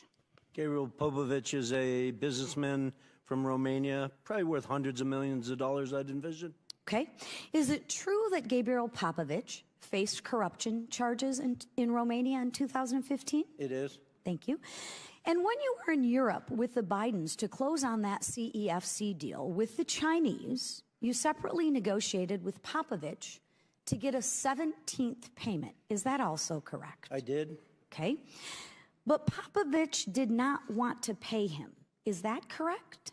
Correct. You're talking about a 17th payment that would go to Rob Walker, and then Rob Walker would distribute to Hunter Biden. That is correct. And is it because Hunter Biden had failed in the work he was engaged by Popovich to do, which was to get the corruption charges dismissed by the Romanian authorities? Isn't that correct? Well, it's two things, that they had failed to do that, but also that Joe Biden had left the White House at that point. Okay, so there's a dot. So I get 16 payments while Joe Biden's in the White House. Correct. But after Joe Biden leaves the White House, coincidentally, the payments stop. Correct. Okay. Just want to make sure that we can connect the dots very simply. But obviously wasn't a coincidence. Right. I'm not much for coincidences, which neither are the American people. But, Mr. Bobulinski, what do you think Popovich wanted Hunter Biden to do? I don't have to think, because Gabriel told me personally he expected, and didn't want the details, he expected Hunter Biden, Rob Walker, and James Gillier to do whatever was necessary to impact his case in Romania. But how do you know that? Because Gabriel Popovich told me that. From his mouth? Yes. Oh, okay, so there's another dot that we can connect. Would that be a conspiracy theory? That's not a conspiracy theory. Okay, thank you. I would encourage you to interview Gabriel Popovich. Thank you. Lastly, after claiming he wanted a public hearing, Hunter Biden decided to skip today. Why do you think he skipped the hearing today? Is that a rhetorical or serious? Well, I don't think he wanted to sit next to me, because obviously I've emphatically stated he perjured himself in his transcribed interview with the committee, as did his uncle, Jim Biden. And for every fact he claims or wants to say I was high on drugs or obfuscate, I can show a document, a text message, a recording that is confirmed that he's lying. Well, let's not let the facts get in the way of a good story, right? Here are the facts. Highly disappointing that he's not here, though. I would agree. Here are the facts. Hunter Biden was engaged by a foreign principal, Gabriel Popovich. It is well known that Hunter Biden met with the ambassador to Romania, Hans Klem, in November of 2015. Hunter Biden was not registered under FARA.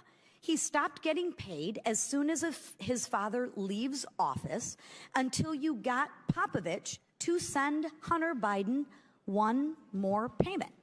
Seriously, what services was Hunter Biden providing to the Romanian oligarchs for millions of dollars?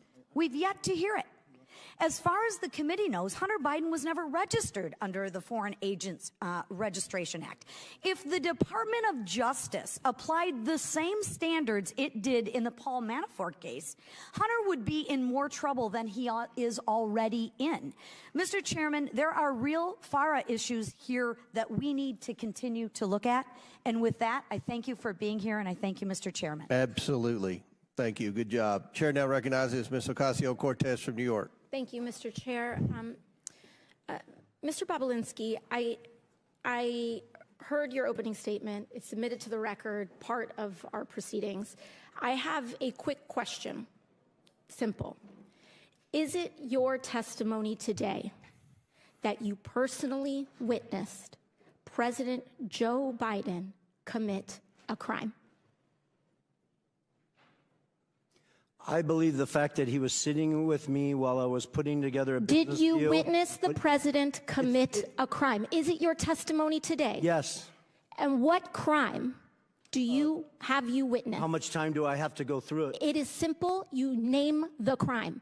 Did you watch him steal something? Corruption statutes, RICO and conspiracy. What is it? What is the crime, sir? Specifically. You asked me to answer the question. I answered the question. No. RICO, you're obviously not familiar with. Corruption statutes. Excuse me, sir. RICO is not a crime. It is a category. What is the It's a category of crimes that you're then charged You have charges. A long 100. You have charges. Sir, please want me to name the exact statute under RICO? Yes. Oh, well, it's funny. In this committee room, everyone's not here. There's over 18 all right, sir, I reclaim my lawyers time. that went to law school. I reclaim my time. You guys okay, to thank define you, the sir. I statute reclaim my under time. RICO. Clearly, what we are seeing here today is a continuation of the 15-month saga of the Republican majority lost in the desert. Impeachment 101.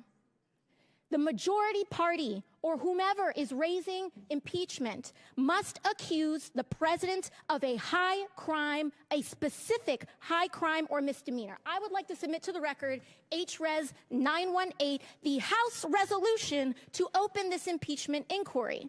Without objection to order. This resolution does not outline a high crime or misdemeanor. It's not here. Now, when we compare the chairman's opening from his previous opening, he's talking about Ukraine and Burisma and all of this. This entire inquiry is based on a blockbuster piece of information that was in a classified SCIF room. And inside that room was a document alleging President Biden directly of a $10 million bribery scheme, a $10 million bribery scheme, extremely serious. What happened? What happened a month ago, Mr. Chairman? That document, the FBI arrested the person who offered those allegations for falsifying his testimony to the FBI. This entire impeachment inquiry is based on an actual, provable individual who has lied. Now, responsible leadership would withdraw an inquiry based on that. Withdraw it. Instead, what we are seeing is that this committee was warned about the falsehoods of these allegations long before that, warned by Trump's Secretary of State Mike Pompeo, and yet they proceeded anyway. The chairman proceeded anyway. This committee was warned by Rudy Giuliani associate right here, Lev Parnas, after that document about the falsehoods of this. Then held hearings where your own expert witnesses said that there was no grounds for impeachment, and you proceeded anyway. And finally, as if none of this was enough, the FBI arrested the individual who was the source of the entire, to quote the chairman, heart of the matter, to launch this impeachment inquiry, and proceeded anyway. At this point, the story is not the fact that the basis of this impeachment inquiry is wrong. The story is why it's proceeding anyway. Why is this committee proceeding based on false charges? And by the way, no charges. I have yet to hear in the chairman's opening the allegation that they are specifically charging the President of the United States with. I'm hearing about Biden family. I'm hearing about this and that. I am not hearing the specific allegation by this committee. What is it? It's not here. And that is the problem. The story is when this committee knew that they were working with falsified evidence. That's the story. And with that, I yield back. Gentlelady yields back. Chair now recognizes Ms. Mace from South Carolina for 5 minutes. Thank you, Mr. Chairman. On March 1st, 2024, Joe Biden stated he did not interact with Hunter or Jim Biden business associates. Mr. Chairman, I'd like to ask unanimous consent to enter into a record New York Post article. Biden insists he did not interact with his Without objections ordered. We're going to go fast here. I have strictly yes or no questions. On that note, the New York Post article, Joe Biden also said, read the record of every single witness. So I did. I first read Devin Archer's deposition, and he interacted with Joe Biden. Then I read the transcripts of Wab Walker, Eric Schwerin, George Burgess, Kevin Morris, Tony Bobulinski, and Jason Galanis. And every single one of them interacted with Joe Biden. And that's just the people we interviewed. Mr. Galanis, my first questions are for you. Did Hunter Biden call Joe Biden with Elaine Badarina on the line on May 4th, 2014, yes or no? Yes. In that call, did Hunter Biden state on this call with Joe Biden that everything is good and we're moving forward? Yes, he did. Okay, on the same call, did Joe Biden in the call was saying, okay, then you be good to my boy? Yes, he said that as well. Okay, did Badarina agree to put $20 million into one of Hunter Biden's business projects days later after this phone call? Yes. Okay, did Hunter Biden ever take a call from Joe Biden while at the Peninsula Bar in New York? I'm sorry, I didn't hear that. Did Hunter Biden ever take a call from Joe Biden while at the Peninsula Bar in New York? Yes, he did. During this call, did Hunter Biden update Joe Biden on progress in landing a business partnership with Harvest Fund Management? Yes. Okay. Was Harvest a $300 billion Chinese financial services company closely tied to the Chinese Communist Party? Yes, it was. Okay. Is Hunter Biden involved with Harvest? Hunter Biden is involved in Harvest in two ways, through BHR, which is a fund. Yes or no? Was Hunter Biden Biden involved with Harvest? Yes or no? Yes. Okay. As part of the deal, extensive emails to that effect. As part of the deal, did Hunter Biden want the company to reserve a board seat for Joe Biden? Yes. Okay. Did Henry Zhao, a Chinese businessman, want assurances Joe Biden would join the board? Yes or no? Yes, he did. Okay. Did He's Hunter expressed Biden that in emails as well. Okay, thank you. And in conversations. Did Hunter Biden draft an email stating, please also remind Henry Zhao of our conversation about a board seat for a certain relation of mine. Devin and I golfed with that relation earlier this week, and we discussed this very idea again. And as always, he remains very, very keen on the opportunity. Here is a photo of Joe Biden and Devin Archer and Hunter Biden golfing days before the alleged email draft. Do you believe a certain relation of mine refers to Joe Biden? I don't think there's any question. It was based on first-hand conversations with Devin Archer, who was in that picture and at that golf meeting. Did you ever meet with Devin Archer where Hunter took calls from his father?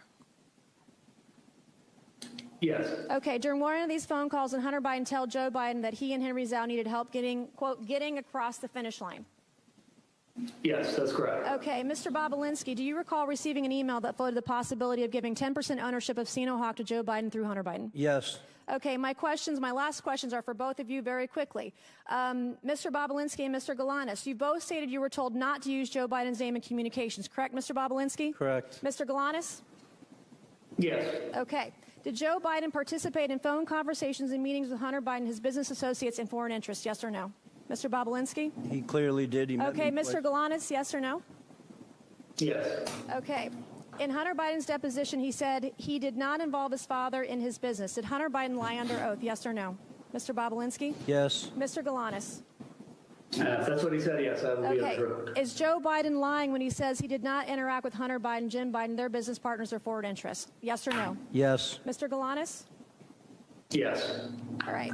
In a debate on October 22nd, 2020, Joe Biden denied Hunter Biden made money from China. Then Hunter Biden, his business associates, and foreign interests include money from Chinese businesses, business partners, and/or interests. Yes or no? Mr. Bobulinski? I'm sorry. Did the Hunter Biden family make receive money from Chinese Correct. business Yes. interests? Mr. Galanis? Did Hunter Biden receive money from Chinese business interests? Yes or no?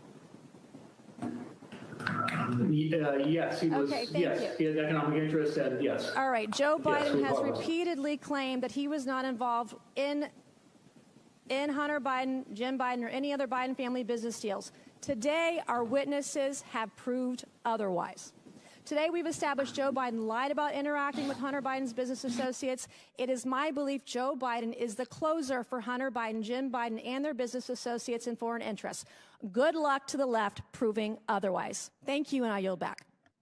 Gentlelady yields back. Chair now recognizes Ms. Porter from California. The title of this hearing is Influence Peddling, Examining Joe Biden's Abuse of Public Office. Look, the impeachment inquiry is dead. If it was on life support, my colleague Ocasio-Cortez just killed it.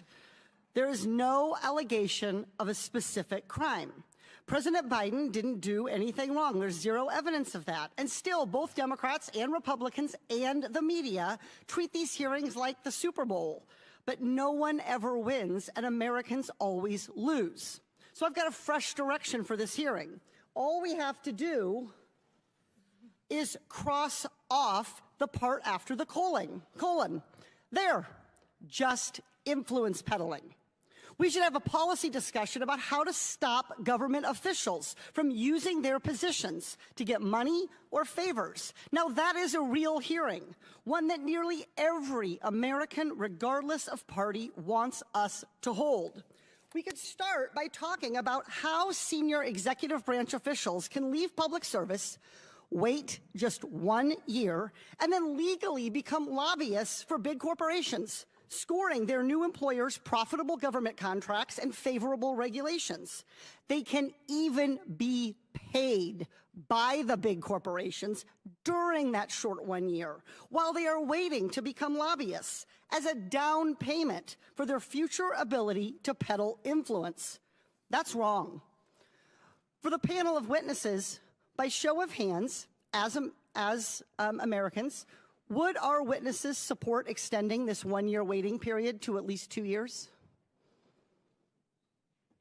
No, I would. Okay, so there we go. Republicans, Democrats, even convicted criminals, everybody supports that we should do more to stop influence peddling. This is the kind of good government reform that Americans of all political stripes support. And I should know, in 2022, I passed that exact reform as an amendment to the National Defense Authorization Act with a bipartisan majority vote. What happened to that amendment? Why didn't it become law? The answer is simple. Nearly 500 former members of Congress worked for lobbying firms. And too many people around here want to follow in their footsteps, and so don't want to make it harder for government officials to become lobbyists. Ultimately, Democratic leadership under then Speaker Nancy Pelosi let the amendment get stripped out of the final bill. When I offered up the amendment again during this Congress, Republican leadership under then Speaker Kevin McCarthy never even put the amendment up for a vote. Both parties have let us down on fighting influence peddling and tackling corruption. But I'm hopeful we can begin a new approach in this very committee. The American people should know that regardless of party, should know that an investigation was conducted into whether Joe Biden did anything wrong. We followed the evidence to where it led, a dead end. So this impeachment inquiry should end today. And where should we go from here? We should stop partisan attacks on each other and address the real problem, that the American people believe that the rules that prevent corruption are way too weak. To stop politicians on both sides of the aisle from influence peddling. This committee should be working together in a bipartisan way to change the culture of Congress, to crack down on influence peddling and corruption, and just as importantly, to stop the perception of it. Let me give you some facts. I don't even need a whiteboard for this one. 495 former members of Congress work for lobbying firms. 467 members of Congress take corporate PAC money. 78 members of Congress violated the Stock Act last Congress. Clearly, we have our work cut out for us. So let's start the conversation today on what a bipartisan ethics reform package could look like. Here are the organizations that could have come today as witnesses so we could have had a productive conversation. Oversight staff, do you have your notebooks ready? Citizens for Responsibility and Ethics in Washington, Common Cause, Project on Government Oversight, Public Citizen. With the right witnesses and the commitment to doing what the American people want, this committee can have a real conversation about the problem of influence peddling, and we can pass legislation to create badly needed ethics guardrails. That would be real work, not a real circus. I yield back. Before I recognize Mr. Timmons, Ms. Porter, I think you are sincere, and I look forward to working with you on that legislation. Chairman, can we take a 5-minute break? I need to go to the bathroom. Let us get one more, and then we'll do that. Chair recognizes Mr. Timmons for 5 minutes, then we'll take a break because we have votes coming up anyway. Thank you, Mr. Chairman. At our hearing last July, I laid out the scheme that the Bidens concocted to sell the Biden brand, netting almost $30 million for various members of the Biden family. This scheme was repeated with various clients in Kazakhstan, China, Romania, Russia, and Ukraine. I'm going to spend my time on just one instance, Ukraine, specifically involving Burisma, which netted Hunter over $3 million during a 3-year period. And to clarify the criminal offenses being alleged, for Hunter Biden, it is conspiracy to commit bribery, 18 U.S.C. Section 201 B, 2A, and C. And for Joe Biden, it's conspiracy to commit extortion under color of official right, 18 U.S.C. Section 1951 B2. And if you want a refresher on those, just look up Senator Menendez and his wife's indictment. So let's start with this. Foreign client has a problem. I've got an email here from Vadim Pozharsky, the Secretary of Burisma. And he is advocating that Hunter Biden intervene with high-level U.S. officials to facilitate meetings and communications expressing their positive opinion of Zlochevsky, the president of Burisma, to the Ukrainian president, chief of staff, prosecutor general, with the ultimate purpose to close down any cases against Zlochevsky in Ukraine. This is dated November 2nd. Now, keep in mind, and again, foreign client has a problem. Zlochevsky is being investigated by Viktor Shokin, the Inspector General of Ukraine, and he needs help, the Biden brand. So here we got bank records galore of Hunter Biden receiving, prior to this email, over $1 million. After this email, $2 million. You'll find out in a second he really earned his fee. So again, client pays a Biden $3 million.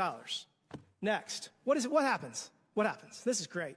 11 days later, we have the U.S. Embassy in Ukraine announcing that Vice President Biden is traveling to Ukraine on December 7th. Oh, interesting. Vice President Biden travels to the country. Here we got a great photo of him touching down. They're very proud of themselves. So Vice President Biden leverages U.S. policy to achieve a favorable outcome for the client. We've all seen the video. He brags about leveraging U.S. foreign loan guarantees to get the Ukrainian government to fire Viktor Shokin to end the investigation. Again, we've got the email from Podarsky saying that we need to leverage you, who have not provided value yet for your $1 million in service, Hunter. He brings in the big guy.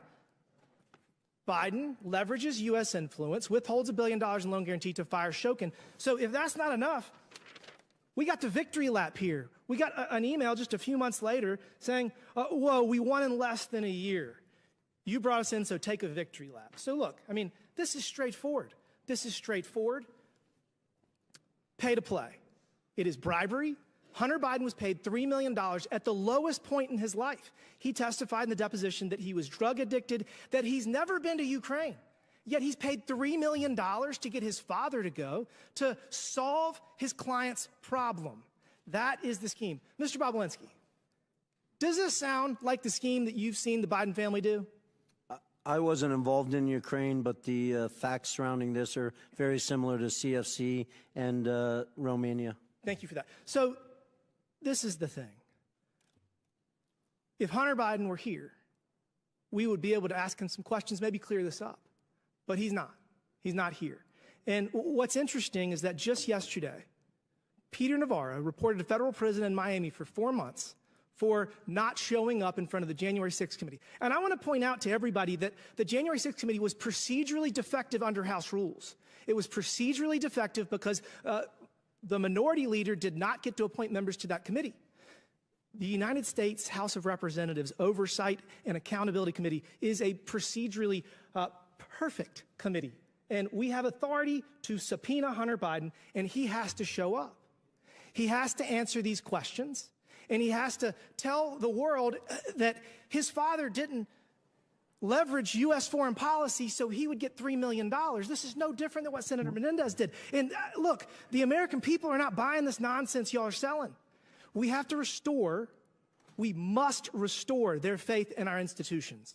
And we have to stop this ridiculous two-tiered system of justice where the Department of Justice persecutes President Trump and hides Hunter Biden behind every corner. I mean, this is not the United States of America that the American people deserve.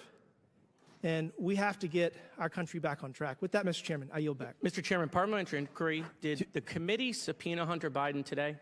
Chair recognizes, pursuant to the previous order and at the request of the minority witness, the chair declares the committee in recess for 10 minutes. Then we're going to come back in here, and then we may have to recess again for a vote.